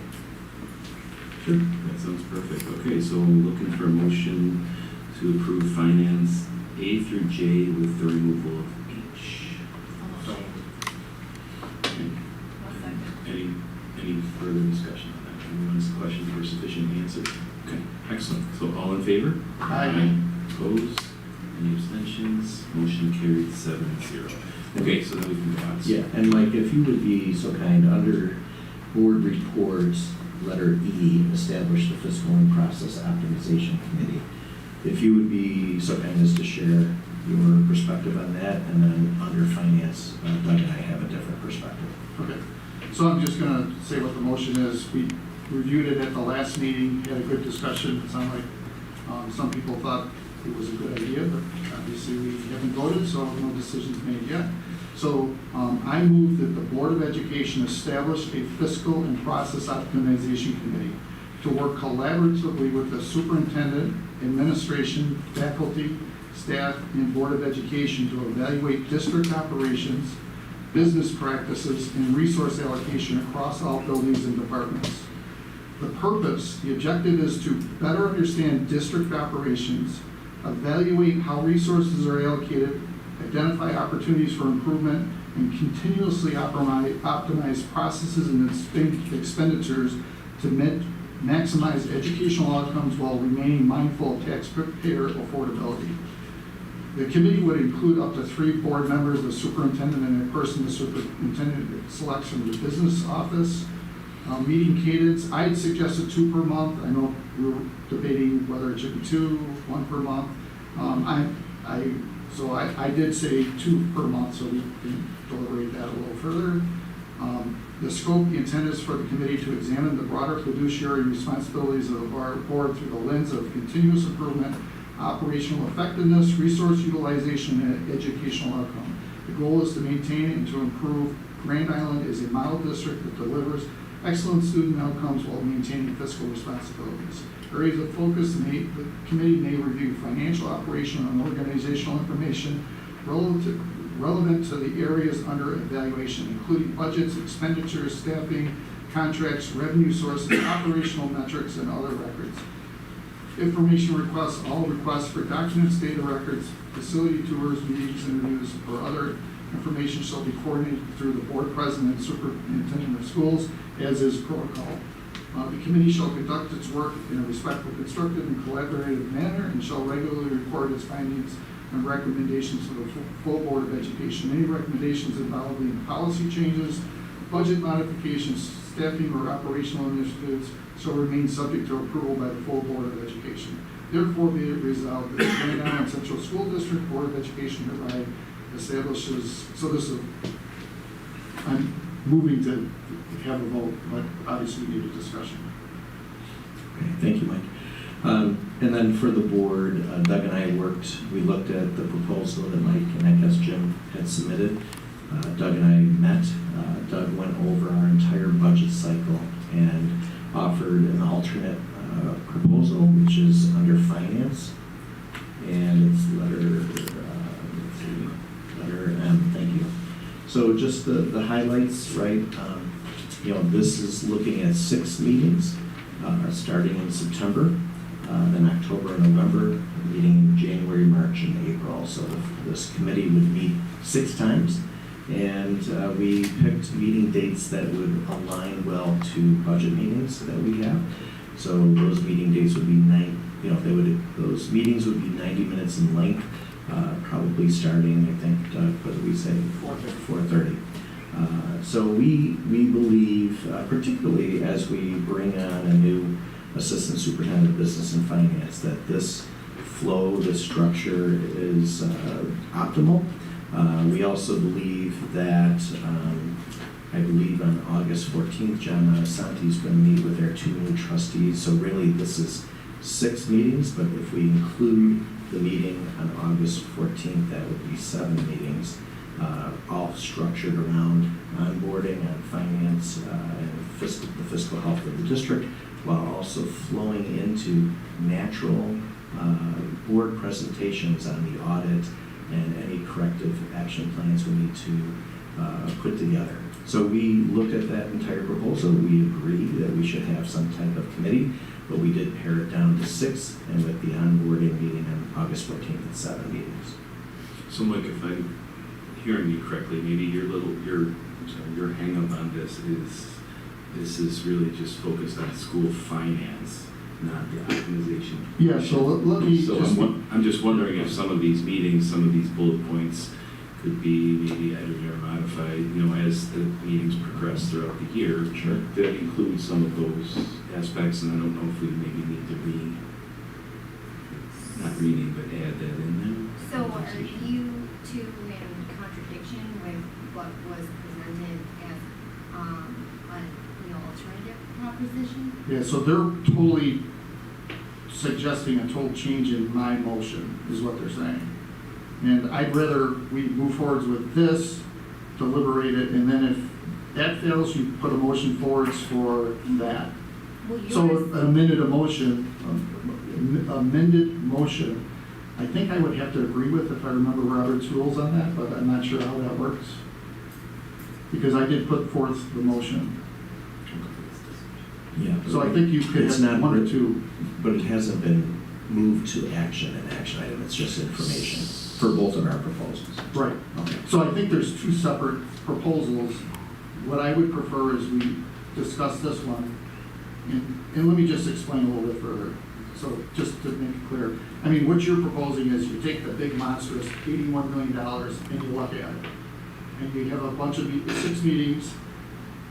It's very traditional to what West Seneca does and several other finance committees. There's really no, I can't see how you can look at an $81 million budget and really get to draw any conclusions. What I'm suggesting, I'm going to just read this. I strongly urge your support for establishing the Fiscal and Process Optimization Committee. This committee directly supports one of the board's core responsibilities, fiscal stewardship, and ensuring every taxpayer dollar is used as effectively as possible. This is not a traditional budget or finance committee. Those committees typically review the budget at a high level after spending decisions that have already been made. While they have value, they rarely produce measurable operational improvements. This committee is fundamentally different. It applies a continuous improvement. It applies continuous improvement by taking a deep dive into one manageable bite at a time, one department at a time, one process at a time, or one building, Echo Island, let's say. Working collaboratively with administration staff to identify redundancy, eliminate waste, simplify process, improve productivity, just to really understand how is this working, are there opportunities to outsource or reduce costs or what have you. An $81 million budget is too large to optimize through broad annual reviews. Lasting improvement comes from carefully examining the details, diving into the details, implementing practical recommendations and measuring results, and then moving to the next area. One focused area at a time, gain understanding. This is not a one-year effort that I'm suggesting. I'm suggesting a multi-year effort. Yeah. It could be many years. Yeah. It's not just financial. I like your approach. I understand where the district is coming from, but I'm just gonna say that onboarding a new assistant superintendent of business, right? I could see your plan being phased in, like I could see the first year moving like this as we're all kind of, digging a little bit deeper. And then the following year, going into that line by line piece that you're talking about. Like, I can see meshing the two of them, but I think to start off at that level, especially with onboarding someone brand new into this position where they're going to be, it's going to be a steep learning curve, and there's going to be some mentorship and all that. I can see, like I said, going from this into yours, like transitioning from one year to another. So my view is very different from yours, just in the fact that I can't think of a better way, and we're talking, I agree, I don't think 2 meetings a month probably is feasible with what's going on within the school district. Maybe it's once every 3 weeks, once every 4 weeks. Maybe it's more than 90 minutes, so I'd love to have a 3-hour meeting, because you're barely getting into comprehending what's going on in an hour and a half. So I prefer 3 hours. I'm okay with monthly, so let's collaborate for an outline. But what you're saying, Roger, because I think what your concern is his time commitment to transition and get trained. I can't think of a better way, if we're taking manageable bites, which means not a huge chunk, not a huge time commitment, and understanding what's driving the costs and process and what are the opportunities, there's no better way for this new hire to gain an understanding of exactly what's happening. You know, and it's not going to happen in a week, in a month, or a year. It's going to happen over the next 2 years. It would train that person. I have a question for you both.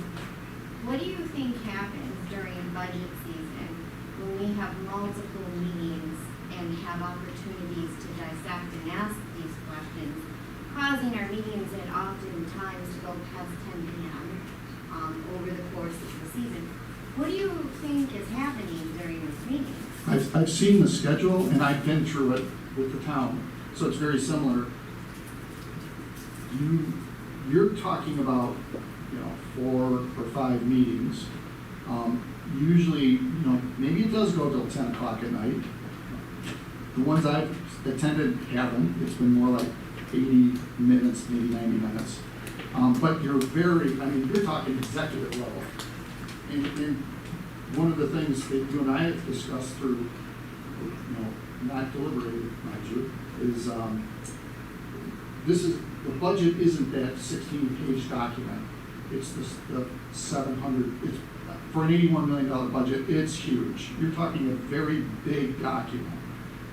Maybe 1,000 pages, I would know better how big it is, but it's huge. It's a very detailed deep dive, and you can't, as a board member, and I'm not sure if you've seen what a budget looks like, but it's very complex, and to try and understand what's going in a couple of meetings, you really won't ever understand it, and find the opportunities that if you take a very focused approach and just take a manageable bite at a time, over the next 3 years, 3-4 years, we can possibly make very significant changes and improvements. What makes you think you can't or wouldn't be appropriate to ask these questions during public session that and if you want to dive in during those times? Do you not consider that efficient?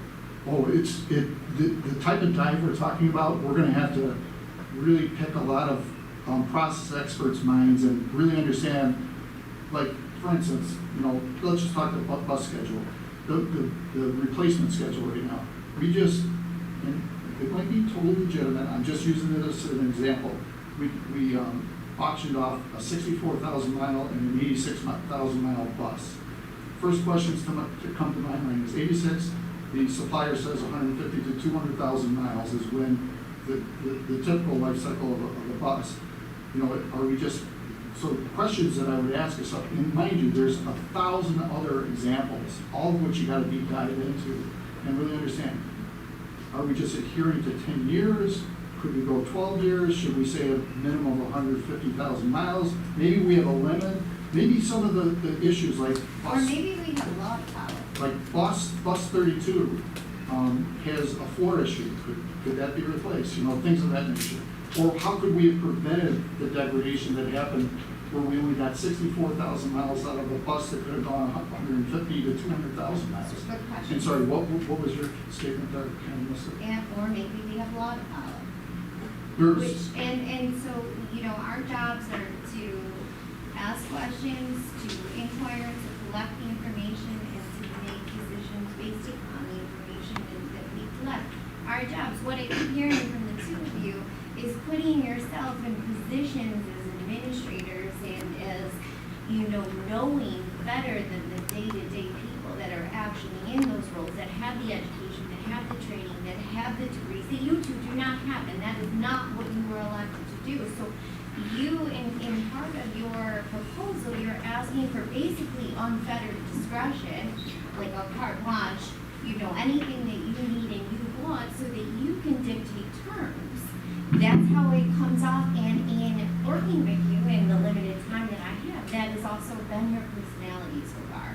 So I am not comfortable in what I've seen from you two in approving something like that. So I'm going to just dissect what you're saying. Yes, we do want to get into details. For example, at the last meeting, we would have just put what historically has happened in this board is the lack of transparency. We would have just passed items A through, who knows, J, with no discussion. No one would know there was a public relations person in there.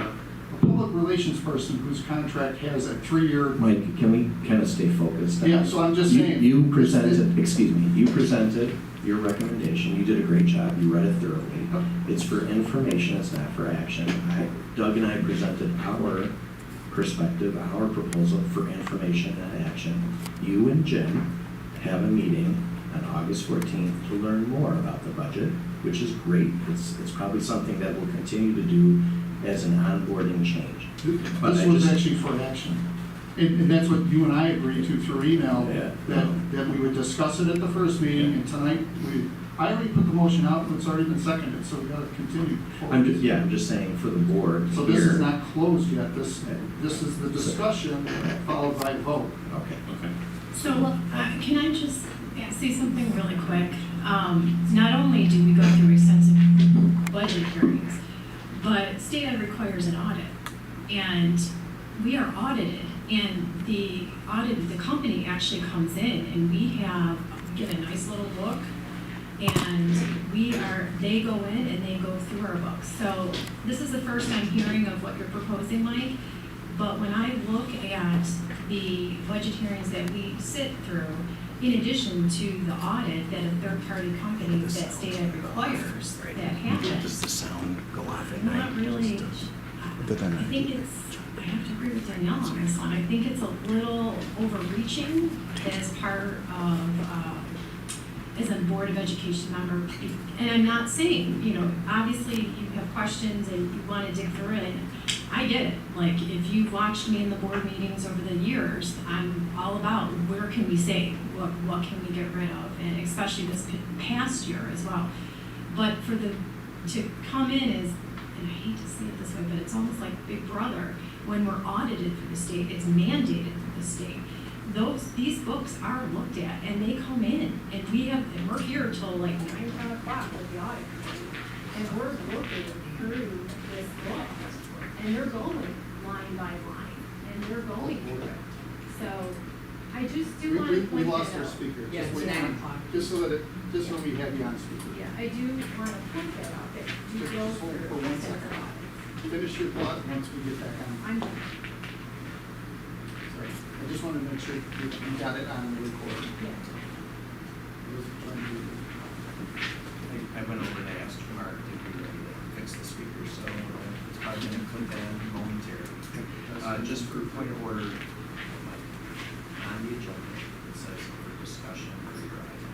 I'm just letting you know what it says. You did not allow my. Just letting you know. did not allow my item on the I'm just letting you know it's If you under watched the discussion. meeting where we all deliberated, it was very clear that this was going to be on the agenda for a vote this week. Yeah, it doesn't have to be for a vote though, is what I'm saying. It's right now, it's listed as discussion. We've already seconded it. It's already on for a So vote. Jay's got it, but I Okay, just so let you then know we can- It's already on for a vote. Okay. Right, And so sorry it's that- under Board of Education, but we're still in finance, so are we?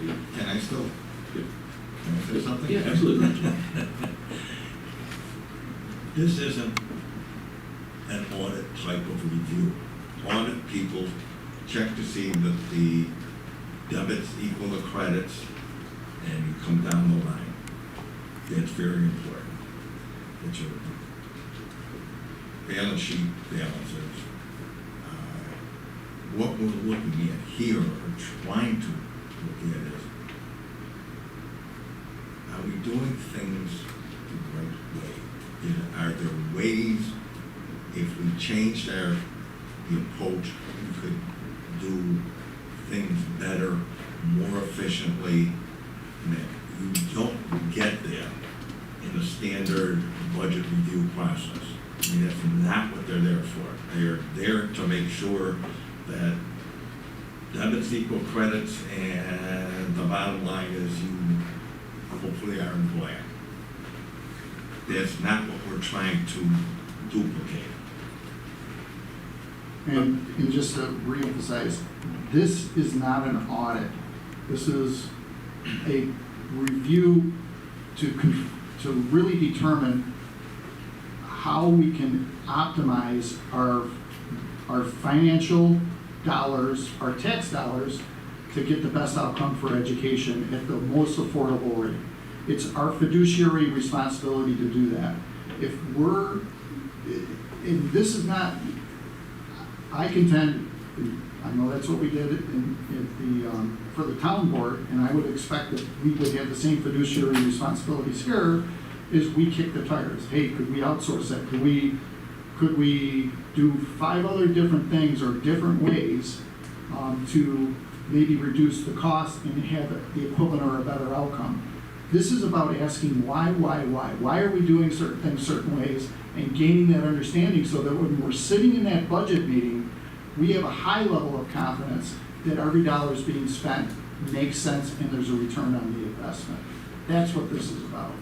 I agree with Roger, though. I think that this, what Doug and Dr. Graham put together is a good launching point. I think that this plan, bringing someone new on, also allows us to have those conversations, but we have those professionals on staff that is their job. So if we're sitting with them and directing them to find this, I feel that this is somewhat of an overreach for the board to be this nuanced in the budget.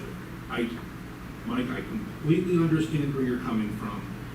I too feel that, especially with the changing economic, like a lot of things have changed, and maybe there are things in that budget that have not been updated or moved the way they should. I 100% agree, but I don't think that sitting multiple times a month with several members of the board, with the superintendent and the assistant superintendent of business, going line by line through that is an appropriate approach for the board to have. We direct them, and I think this outline of this monthly meeting, I think, would be a good way to have those conversations and to break things down further than we normally go, right? And identify those. But that's why I'm saying, I think we should look at going a route like this first, and then if we feel that we're not getting the results that we desire, right, then I think we look at a more nuanced approach to it. I mean, when I look, and I don't know if you've looked in detail what's being proposed, they basically set aside what I'm proposing and it's just suggested a financial review that basically looks at the $80 million budget. It's really not a deep dive into what's happening financially. And the agenda's already set by them basically. And I would have rather we collaborate here to try and develop a plan going forward. I'd like to emphasize that the board president and the superintendent would be the gatekeepers to make sure we didn't stray, and that's why this is written the way it is, didn't stray into directing, dictating, or whatever. The objective is to get the subject matter experts in a room and just ask why, and try and expand the thoughts of maybe are there better ways to do things, and really look at what the expenses are and how we can better optimize the utilization of them. Something that probably hasn't happened in many of the departments as often as it should, and having an outside set of eyes asking those questions. This is about our fiduciary responsibilities to try and contain costs. We got a clear message from the taxpayers that they want us to better understand how we're spending our money and how we can reduce those costs. That's what this committee's objective is, with gatekeepers, which would be the board president and the superintendent, who would make sure that any of the information requests don't exceed the boundaries of what our responsibilities are. And that's an important component of what I propose, and it is part of what I propose. Can I ask, and I do agree that there is certainly need for improvement, and I think you do ask good questions. But have you looked at the alternative proposal in each meeting encompasses open discussion, line by line, So how is open discussion maybe not, doesn't involve what you want to talk about? The agenda is, I read it, and I have it right here, is already set for the year, basically, what I see there. Will they go and look at Echo Island? I think as a whole here, we need to ask questions like, we have this facility where we do bus tours to. Every other school goes to bus tours in places that don't cost them a tremendous amount of money like Echo Island does. I mean, 75 acres buildings. We're talking replacing roofs is part of our capital project that just got rejected. I think we need to ask, what's the return on investment? Why do we have that facility? And does it make sense that we have that? And I think that's something this board needs to do, but we need it to be fleshed out by a committee like what I'm talking about. I think another thing is, I know there's other staff located or storing stuff over at Echo Island, and does that make sense? I think there's a lot of questions that an outside pair of eyes that could ask those questions. Plus, it is our fiduciary. We should know, what is the return on investment we're getting from Echo Island? Does it make sense, or should we think of something different in regards to it? It's a beautiful facility. It's a beautiful piece of land. There's 4 strands of barbed wire around it, and it's really not very accessible to the public. How can we better utilize that so the public can benefit from our tax dollars that are going into that facility? So that's just another example of many, whether you talk the football fields or the baseball diamonds, or how we're mowing the lawns, or equipment, shared services with the town. There's a lot of things that this committee would be looking at. That's not the committee that's being proposed. That's really just a budget committee. So there's an overlap with that's what we should have been doing right along, on top of what I'm proposing, which would be fairly unique, I do think, understandably. Okay, so it sounds like we have a motion and a second. Is it, Jim, to establish the Fiscal and Process Optimization Committee? Would everyone be comfortable taking the vote on that? Yeah, maybe just a second. Okay. Just so we don't have to necessarily just one intervention. What if we took that agenda that's already been established by Brian and whoever, and what I'm proposing, and revisit it, get a couple of people, and we close the room and start arm wrestling and try and come up with an agenda that is a compromise between what I'm proposing and what Brian is proposing. Like it sounds like there's been a motion to vote Well, on something that was under discussion. I would be willing to amend Right. and say let's. But I think we should at least follow Okay, through well, with the vote. let's follow through with that vote. So all in favor? Aye. Opposed? Aye. Aye.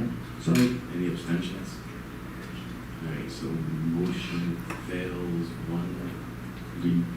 2 to 5. Okay. And so then we'll talk and maybe we can just, because that was just, your idea was just informational, so that committee's So not. are we even committing to a financial committee? Sounds like we're not even assigning anyone to it, and/or doing a motion. My recommendation was to create a committee. Yeah. So But would it's that not be a- under information. Would that not be a motion where we have saying? Right now, it's just for information. So it would come up next meeting?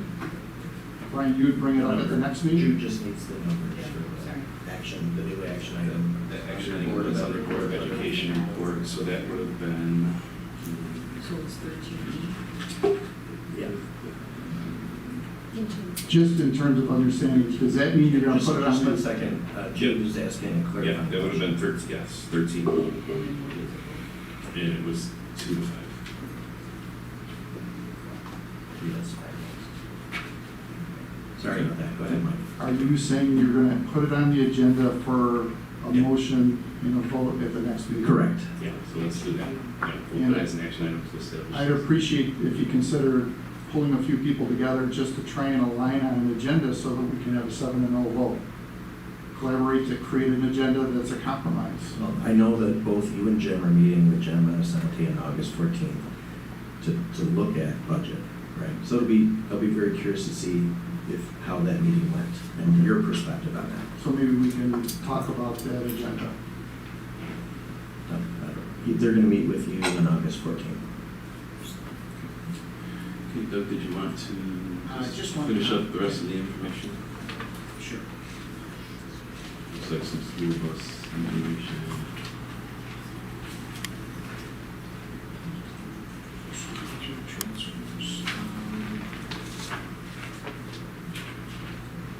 I think we were on P. P is information, starts information, and you had asked about current banking, where the district has their money and why they use M&T Bank or Chase or whatever. And I tried to highlight in my memo why that is. And we were actually on M, just so you know. See? We were actually on M. Yeah, we are on N. So you pick up that N, yes, N, S, N, the bus information. All right, on N, you had asked for information on the surplusing of buses and the maintenance records. So I gave you a complete packet from the Transportation Department of all the buses that were accessed, some of the pictures that, why they were accessed. We provided the mileage. So we gathered as much information as we could. Came from the mechanics and the head mechanic and the people that are doing the repairs. So hopefully that was information well received. So I did review it. It's a very tremendous amount of data, and we got it late Friday, and there's a lot of issues we were covering today. So I just need some more time to review that, and I'll probably have some follow-up questions. Sure. But that's right in line with, really understanding, when we send things out to auction at the 10th year, where some other schools are doing 12, or have a plan where it's not 10 years, you auction it. Not that that's what we're doing. Or some schools have 12 years or 150,000 miles, whichever comes last. Some schools have paint base. They have people that paint the buses. Some districts have welders. So that, I agree there. And that's the other, the bus was 64,000 miles. If we just done some fairly straightforward preventive maintenance, possibly we could have prevented what occurred in terms of submittal corrosion. But just to comment, I think what's important, when you take a look at this topic, that we look at the staff we have, we look at the resources we have, and we look at what we're trying to accomplish and what is our best value.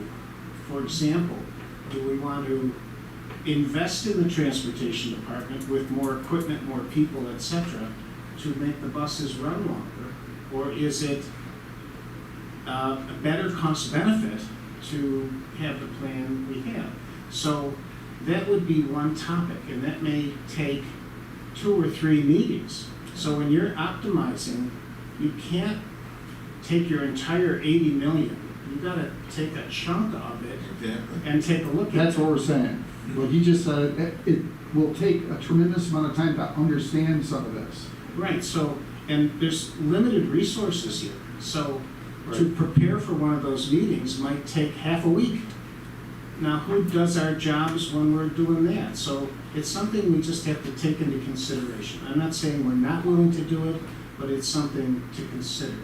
And optimization is a long process. It's not, we look at something, okay, let's optimize it. It just doesn't work that way. We have to understand it, dissect it. I think an outside set of eyes that ask the types of questions you were mentioning, because some of the things that I've seen in that report is, geez, could we have prevented that from occurring? I mean, you're talking a $180,000 bus, I think that's what they go for now. Where now we're getting $12,000 for at auction for. And, at 64,000 miles for a bus that should have gone 150 to 200,000 miles. So I do think, the it engines doesn't can take go. many buses to just cost justify this type of a deep dive. I know, but the engine may go right, but what about the body? And what about the inspectors that say you can't put children on that bus anymore? So there's various components to this that you're talking about. Absolutely, it's complex. So it's not fair to say that, a bus with 70,000 miles could have gone 200. It could be other factors, definitely are other factors. Yeah, I believe that particular bus was, 11 So- years old? Yeah. It's So- referring to what, the bus 22? So- 32. Yeah.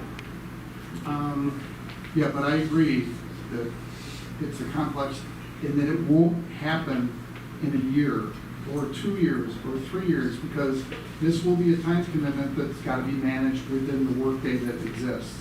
And we can't, go in with a wrecking ball. It's got to be metered and appropriate, but to just say we're not going to do it, as opposed to, there's a definite tremendous opportunity. And it's questions that I think do need to be asked. And the answer may be, this does make sense for Echo Island. The cost is justified, there is an educational benefit there, and, or, should we allow more public access and better value return for taxpayers? I don't think that's going to be a hard lift to get into the details of that one. No, it may take 3 meetings. I agree, and I'm saying this might be 6 years or 10 years to do it, but to not do it at all, I think, is a missed opportunity. All right, additional bus information, did we do the transfers under 15,000? Basically,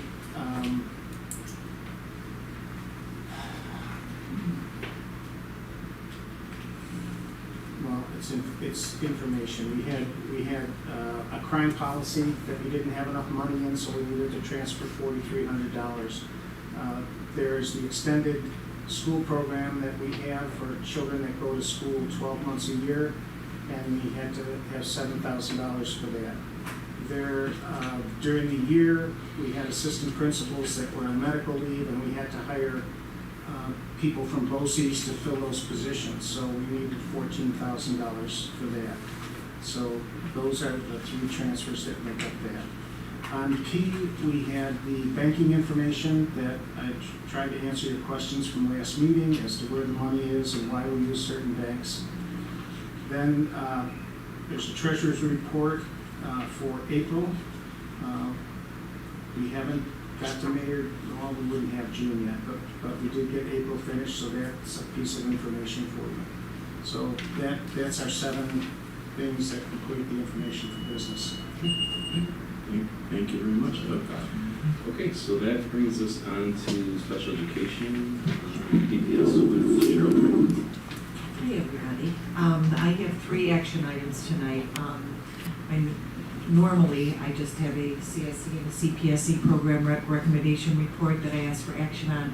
But we do, I'm excited to say that we have a parent member, we haven't had one in a long time, that actually went to training to possibly sit on CSE meetings, that parents, want a parent member there. So that person is on the agenda tonight to be approved as well. So if I could have action on those 3 items, and then I'll go to my last item as well. Okay, and a second? I'll second. Anyone have any discussion on those items? Okay, all in favor? Aye. Opposed? Abstentions? Motion carried 7-0. Thank you. And then just a part of this time every year, and I know Jim and Mike are new, but it is the annual look at the code of conduct for 26, 27. Sorry, I was going to do 25, 26. I can't believe how quick this went. All of the principals take a look at it. We actually make notes throughout it during the school year to make sure that we have those additions. If parents have questions, we write those down as well. So the changes are in green. You'll see some things that are stricken out as well. Most of the changes, involve technology that is ever changing on us. Hillary, I just want to thank you for stewarding a lot of what you're seeing at the high school. Thank you very much. And also I want to thank the other principals for adding and subtracting as well. Make sure that we have a current document that we do follow, not only in our handbooks for our students that we go over at the beginning of every year, and plus we do use those for superintendent hearings as well. So if you want to take a look at that as a first read, please, next board meeting, if you have any other questions, I'd be happy to answer them, but I'll be looking for action at the August 24th meeting so that we can have this in place for the start of the school year. And Jim and I actually were already talking about it, so I would assume we would just send you an email with any changes that we would like to consider. Or any questions. Or questions. Yep, great. Is the green added or? Yes. Okay. The green is added, the yellow, you'll see there's some yellow and it actually has the strikeout as well. It's kind of hard sometimes formatting it in the computer, but the green is the add-on green out, yes. Okay, thank you. Anything else? Oh, there's a lot of comments. That's okay. That's okay. Thank you.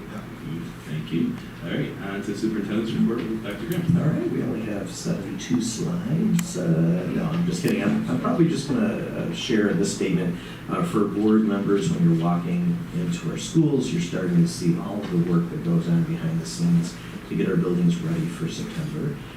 So each year, this happens the same way. Buildings open, buses roll, thousands of children in Grand Island come into our classrooms, right? And they belong to us and we belong to them. Public education really is one of the last shared institutions of American life. One of the few places where children of every background, faith, ability, and belief are walking through our halls, sitting down together alongside their peers, and taught to think, critically think, to read, to reason, and to really belong. We talk a lot about engagement, empowerment, and belonging, and that is true for all of the students that we welcome. Really not a small thing. It's really the foundation of what we do. We are incredibly grateful to our taxpayers in this community for the support they give us, and I'm personally grateful to lead this amazing district. We have truly wonderful students. We saw amazing students today. We are grateful for our faculty, staff, and administrators, and to this Board of Education. The rest of the slides are just little celebrations. Administrators Retreat. Our GSBA golf outing was a big success. And I think we have one of either Mike or Jim will be on the GSBA committee. I think one of you. Right, but we really only need one. One is an alternate. So. Yeah, but I'm just saying we really only need one. So in these slides, you'll see our administrative intern working with our students. Our students take many field trips. They just saw a magic show in Niagara Falls. And we're really, Cheryl, very proud of the Viking Voyage program. This is a very unique program. I want to thank Allie for taking these pictures and really connecting kids to those individuals who help them with coping skills, with strategies, and how to adjust when life can get very stressful for kids. So we're very grateful for their work. Again, some of our extended school year students bowling and just having a great time. This is a picture of some of the sponsors from KidBiz. And you've seen this slide before, Grand Island being ranked 5th out of school districts across New York State. So thank you, Jay. Thank you, Dr. Graham. Okay, that brings us to our Board of Education report. Olivia is excused tonight, so no report from her, but I believe the next 3 items, B, C, and D, were your requests, Jim? You want to take one at a time? Yep. I move that we should have annual voting third Tuesday in May, and if necessary, then 4 weeks later in June, should be held at the Welcome Center, not here. And I say that for 2 reasons. First is that it's close to the center of the island. people at the south end do not have to traipse all the way down. Make your motion and then we'll deliberate. The motion is that we hold school elections for the trustees and budget at the Welcome Center on Alvin Road. I second that motion. I just want to clarify, this is again under board report, under discussion and information. It's not listed for action. I hear what you're saying, Brian, and regrettably, Jim and I submitted 6 motions, and none of which were placed on, for a vote, none of which were placed on the agenda. They're on the agenda now. If you look at the earlier agenda, they weren't. So we did want them to be. That's actually not true, Mike. Jude did put these on the agenda, the ones that Jim is speaking about today. This afternoon. No, that's not true. It was on Sunday. Yours was on Sunday.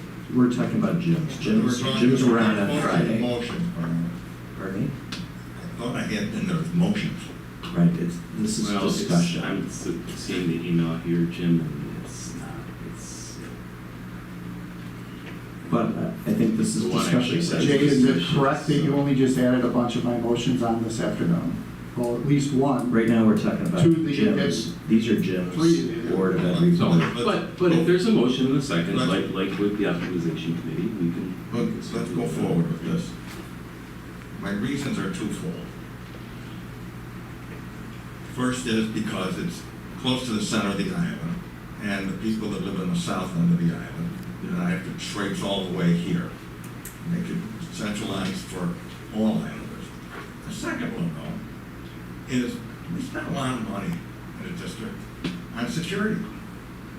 You have to get buzzed to get into the buildings if you're, except on election day. Any Tom, Dick, or Harry can walk through that door and there is no screening whatsoever. All of a sudden, all of our safety goes out the window. The safety of the students, we should hold this at the Welcome Center. Just want to, Mike, do you want to echo anything in support of his idea? I do think it makes sense to have it at a neutral location, because I do think there's a lot of other things going on, and it's much cleaner and fairer to have it at a neutral location. I just want to let the board, I just want to share some information to the board. I believe this is in violation of education law. Yeah. So just for what it's worth, it is a violation by education law. To have it at an off-site place? That's correct. Okay. Oh, wait, Jim, let me finish. Okay. Education law says it should be in one of the buildings that we own or lease. That's what education law says. If we were a bigger district and we had multiple election districts, we might be able to file for a different location, but that does not describe Grand Island. Then it should be held at Sidway.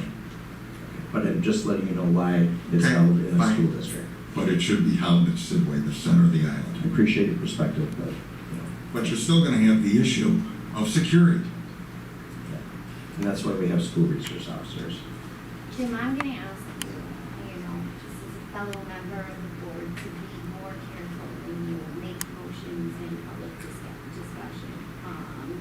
In understanding the laws that we are restricted to and the oath that we take.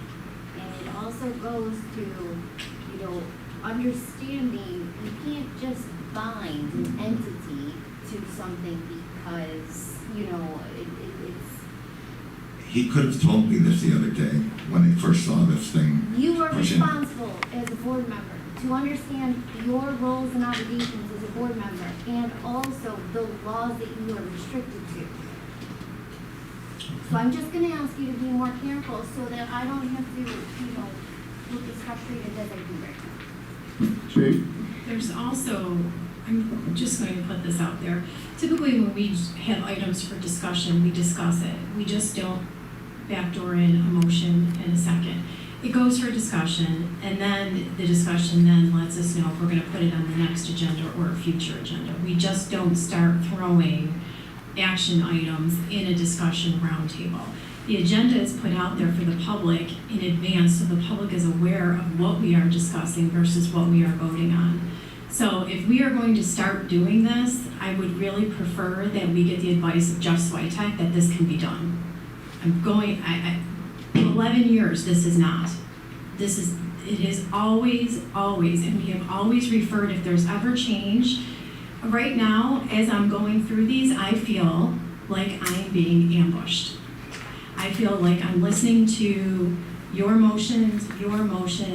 Typically, we have discussion, so we can sit as board members and think like, yes, what does Mike, what is very important to him? Let's talk about it. Let's not rush for emotion, but let's talk about it, and maybe we put it on, and if we have to seek counsel, we do. But then we put it on for a future meeting where we feel that we're not being rushed as other board members to say, hey, maybe we do look at Sidway. Maybe, Jeff Switek says, yeah, education law does violate, you have to have it at a school. It shouldn't be, I feel like right now, we are lacking organization, we are lacking the procedure that we have put in place and that has been in place the entire time. So, again, this is just my opinion, but if this is a discussion item, it is a discussion item. Then we talk about putting it on an agenda for a future item for a vote. Absolutely. After we discuss it, and we may need to seek counsel to see, can we do this? Instead of just backdooring this in. I don't like being told something at a meeting and then being rushed to vote. Okay. Thank you. I agree with that. That's fine. But we were elected in mid-May. Our onboarding wasn't done until 2 weeks ago. This is our second meeting. We've had almost no feedback from the superintendent about the things that we're submitting, saying, no, you really need to do it this way. We have learned nothing from him. And so we're basically flying blind here as to what is appropriate and what isn't. Did you go to the class? I went to the classes, yes. Because there's other board members that you can lean on too, and you can ask us like, hey. I sent things into Jay. Nothing came back saying, nope. So, I'm willing to admit that I'm ignorant of a lot of these things, but I have been given no direction. Jay, So- I do have to just comment because there's very relevant. First of all, to address Danielle's question regarding law, I agree, 100% validate, we should know that that's a law. But I also think that this entire board needs to know that we should all be following the same things that Danielle said. Example, executive session. We've been breaking the law for executive session, Brian indicates, for a considerable amount of time. You are required to start with a public. That's not true. You're supposed to start with a public session and go into an executive session. Just let me know. And you've changed that. This isn't the place to based on the say, this is not on the agenda. Supervisors' goals and objectives are supposed to be on September 10th. Okay. Filed by September 10th. And I think you meant But regular again, agenda. if this is not on an agenda, agenda. it's a roundtable matter. So save it, yes, please, if you want to say something like, please, at roundtable, we have to stick to the agenda. We had a So we are here- roundtable last I meeting understand on the financial Then motion. keep it in the So you weren't roundtable. here. Keep it with roundtable. Right now, we are here to discuss these items that have been placed.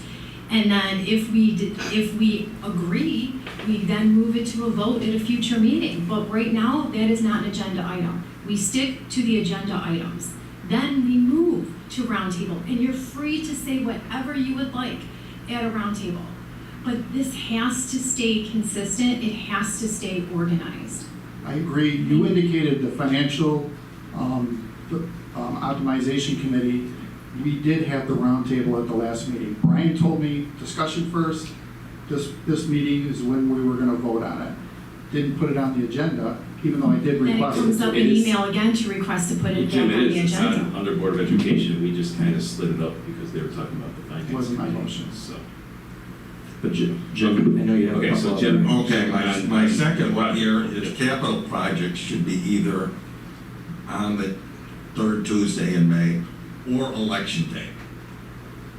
The reason I say that is, those are the days you're gonna get the biggest turnouts for these things. It only should be twice a year. I mean, if we can't figure out our capital projects and what to do, shame on us. But twice a year is fine. These things are about 6 months apart. It will be perfect. It will reduce the cost of running an election because it will be piggybacking on existing elections. My final one here is, I asked, I don't know what's here, but I asked to. Since this is a roundtable, though, what do people think It's about not, this? we're not at roundtable. We Okay. should only be speaking I thought it was a discussion. what is here. Okay.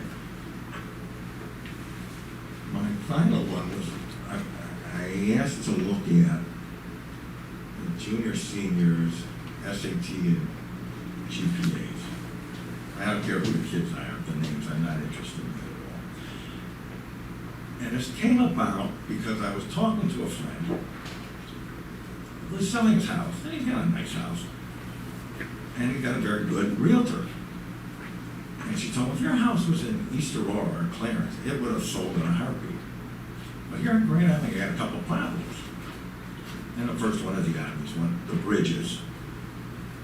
And the second one was the schools. And I was shocked to hear that. I mean, I was stunned to hear that. A couple of days later, I'm having lunch with some other friends, two who still live on the island, they grew up here, another one who lives in Amherst, and well-to-do. And I was telling the story, and I told him the first thing about problem because of the bridges, and I said, well, somebody asked me what the second thing would be. I'd say it's the sand lines on the West River and East River. The guy from Amherst jumped right in and said, the schools. Again, I was shocked. So I'm trying to find out what's going on. Because if I look around the Gladby every quarter, we have lots of kids on the honor rolls. Lots of kids on honor rolls. And I just want to find out how those GPAs sync up with these SATs and PSATs. I don't expect the correlation to be one, but I'm just trying to get some handle of why do these people think this about our schools? I appreciate those questions or thoughts that you have, Jim. Boards do not review individual student records, okay, even without names, because in a district, right, of our size, it's very possible, Jim, that some individual records can be inferred to belong to a child and or a family. So my recommendation is always to speak in the aggregate, and if the board directs me, we can certainly have a presentation on the aggregate performance data, not individual student data. That's what I'm looking for, to get these things, and I can do a correlation of SAT scores against GPAs, PSATs against GPA. I don't have to do it, you can do it for me, just give me that number. Yeah, so I just want to let you know that in aggregate, we can present to the board, presenting the board with a database, even with names removed, of a child's GPA and a child's SAT or PSAT score. That's not something the board trustee should be doing. And I was looking for a correlation coefficient. That's all I wanted. Well, we do get a presentation each year, right? I think it's, we do it with the iReady data, the reading scores, things like that. So, you know, maybe that's something that could possibly be part of that presentation when it comes. Yeah, that makes sense. Anything else on that, Jim? Anything else? Right, the other thing was the Mike, your motion for the fiscal process optimization, which we already slid up and discussed with finance. So that brings us on to public comment session, which we did not have anyone sign up for. And so then that brings us to committee of the whole items for the roundtable, starting with Joyce. Thank you.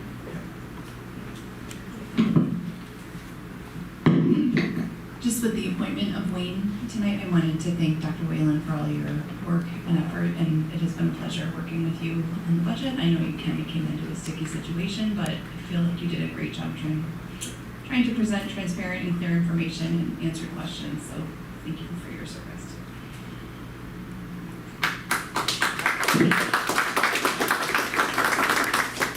Jude? Roger? Well, I was gonna say that, but, you know, Doug, thank you for all your help and hard work, and Wayne, welcome, and, look forward to working with both of you again. Thank you. Danielle? Likewise, thank you so much. You were essential, and I appreciate Mike, I just want to make a comment, right? First, I want to thank the board. You are asking good questions, each and every one of you, so I appreciate that. Mike, before you speak, I just want to make sure our board trustees recognize that if we are going to criticize myself as the superintendent or any other administrator or faculty or staff in the roundtable, I would advise against that. That's why we have executive session. So, Mike, go ahead. So I do know what Jay, and I know what Brian is referring to. Jay's going to actually mention it later on here. And I'd just like to say a couple of things. First of all, transparency and appropriate actions are important in terms of how we interact. I do agree with you, and I think we did misstep by having that vote earlier. So that's a misstep. So we should openly discuss. Then the next meeting, which is what we did at the last meeting, we did openly discuss the fiscal transparency for optimization, and we had said, and through Brian, that we would vote on it this meeting. So that's what was agreed to. So we did follow the process there. We did follow it with the first motion that Jim did. The second thing is, I do think the onboarding process has been extremely painful for Jim and I. And Brian, I know you don't want me to criticize, but I'm going to criticize. Back in May, we did request onboarding. The policy 2110 is very clear. Onboarding starts right after the election. We were not onboarded until 3 days after, and actually then on July 22nd. So between the 9th of July, we had a meeting on the 6th of July. I had to rely on Danielle to get into the system because I wasn't allowed access into the system. To get a view on contracts and everything else, that was not appropriate. You should be following policy, Brian, and you should not be obstructing us. I put 4 motions on the agenda for this week. I did. I put the student.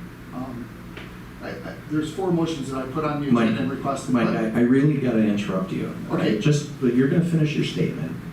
If you want to criticize me in executive session on my performance, that's exactly where you should do it, not at this table. I'm just cautioning you again.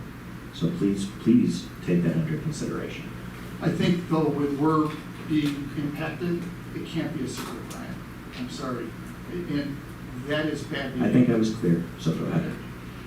So during the 2026, as a new board member, I committed to the mission, fostering student engagement, belonging, and empowerment as stated on our website. During the 2025-26 school year, a Grand Island High School student respectfully challenged the decision that prevented her from decorating her senior parking space with peaceful and positive religious quotations. The matter ultimately concluded with the student's expression being permitted and her parking space remained on display for nearly a full year without disruption, safety concerns, or other adverse consequences. Standing up for one's constitutional rights through appropriate and respectful means requires maturity, conviction, and courage. Regardless of differing viewpoints, decisions that this student demonstrated leadership by pursuing her concerns through lawful and peaceful means. That is precisely the type of civic engagement and personal responsibility that public education should encourage. Eliminating the safe expression, the parking program that was the controversy last year in terms of self-expression, to me, has a very bad appearance. And I know, Brian, you're indicating that the students supported it, but I've had a number of students tell me to the contrary. This student stood up and took a brave stance. She's now being blamed for the elimination of the self-expression decorating of the parking spaces in the parking lot. And I don't think the current students should be punished, nor should this brave student. I think we should be supporting empowerment of our students and this type of brave behavior. It was beneficial what she did. It was brave what she did. And, you know, I can't emphasize enough, I regret the fact that she's been, you know, kind of put an X on her, a target on her, and it shouldn't be happening. And I would really implore you to reinstitute the self-expression parking lots. Her parking space was decorated last year. In fact, the last time I looked out there, just a little over a week ago, it was still decorated. No harm, no risk, no nothing. There wasn't an issue. Why are we eliminating that component of and if you look, it's fun. You can see they had a lot of fun doing it. Now they're going to paint it one color, and they can't put their name on it. It just, I implore you to reinstitute that program. That's it. Thank you very much. Thanks, Mike. John? Sure. Okay, I just had a couple of things. Mike, I just want to make a comment that just know that your two policies are being addressed. Cheryl's in possession of those and planning a policy committee meeting where they will be reviewed and discussed and, you know, if appropriate, move forward with. And then the BOE roles and responsibilities, like I expressed to you, I felt like that was a good retreat topic to be discussed, but it is being addressed. And if we feel like we need that on the agenda at a future meeting, then that's what we'll have to do. Okay. So my apologies if that wasn't communicated properly. That's it. I have one thing, and then I'll pass it to you. Yes. Okay. All right, great. I just, for the community and for our board, really good news. Today in an email, we received information that Brett Banker and his wife Jennifer Banker will be inducted into the Section 6 Hall of Fame this December. It's brand new information, just came in today. Brett, as you know, has been the athletic director in Kenton for about 31 years, with us for about 3 years. His wife Jennifer was a longtime physical education teacher here and coach of the women's basketball team. Based on their success, they were nominated and have been selected to be inducted as Hall of Fame members of Section 6. And for the board, that'll be on December 3rd at the Collins Banquet Hall. So thank you. Good. Thank you. Excellent. Okay, so I just wanted to bring a little concern that I had up and just read a statement here. Earlier this month, 2 Grand Island Central School District Board of Education members submitted a communication to the local Isle de Grand social media site that raised some concerns for me. Among other things, there was a reference to an administrative incident last year regarding student parking space decorations and further reference to administrative errors and shortcomings. It is important to recognize that this constitutes a mischaracterization of the circumstances. As the first matter, at no point did the Board of Education conclude that there was an administrative incident with regard to the student parking space decoration issue that arose last year. Further, at no point did the Board of Education conclude that there were any administrative errors and shortcomings in relation to that issue. To the contrary, the Board of Education has recognized that building level administration thoughtfully worked through a very complex issue for which there were competing legal standards, and the Board of Education is comfortable with the resolution of that matter. Although a Board of Education member has the right to appropriately comment on issues from a personal perspective, it's important for the board member to specifically confirm that they are offering a personal opinion and are not speaking on behalf of the board itself. Under any circumstance where the context of the communication could be reasonably understood by a member of the public to constitute the perspective or policy of the Board of Education. It's also my hope that all board members will support the decisions of the Board of Education once debate and deliberation is concluded, so the district can operate as efficiently and effectively as possible. Okay. And that's all you have then, Brian? Mm-hmm. Yep. All right, so with that, I'll ask for a motion motion to adjourn the meeting at 9:52. I'll second. Second. All in favor? Aye. Opposed? Abstentions? Thank you, everyone. Have a great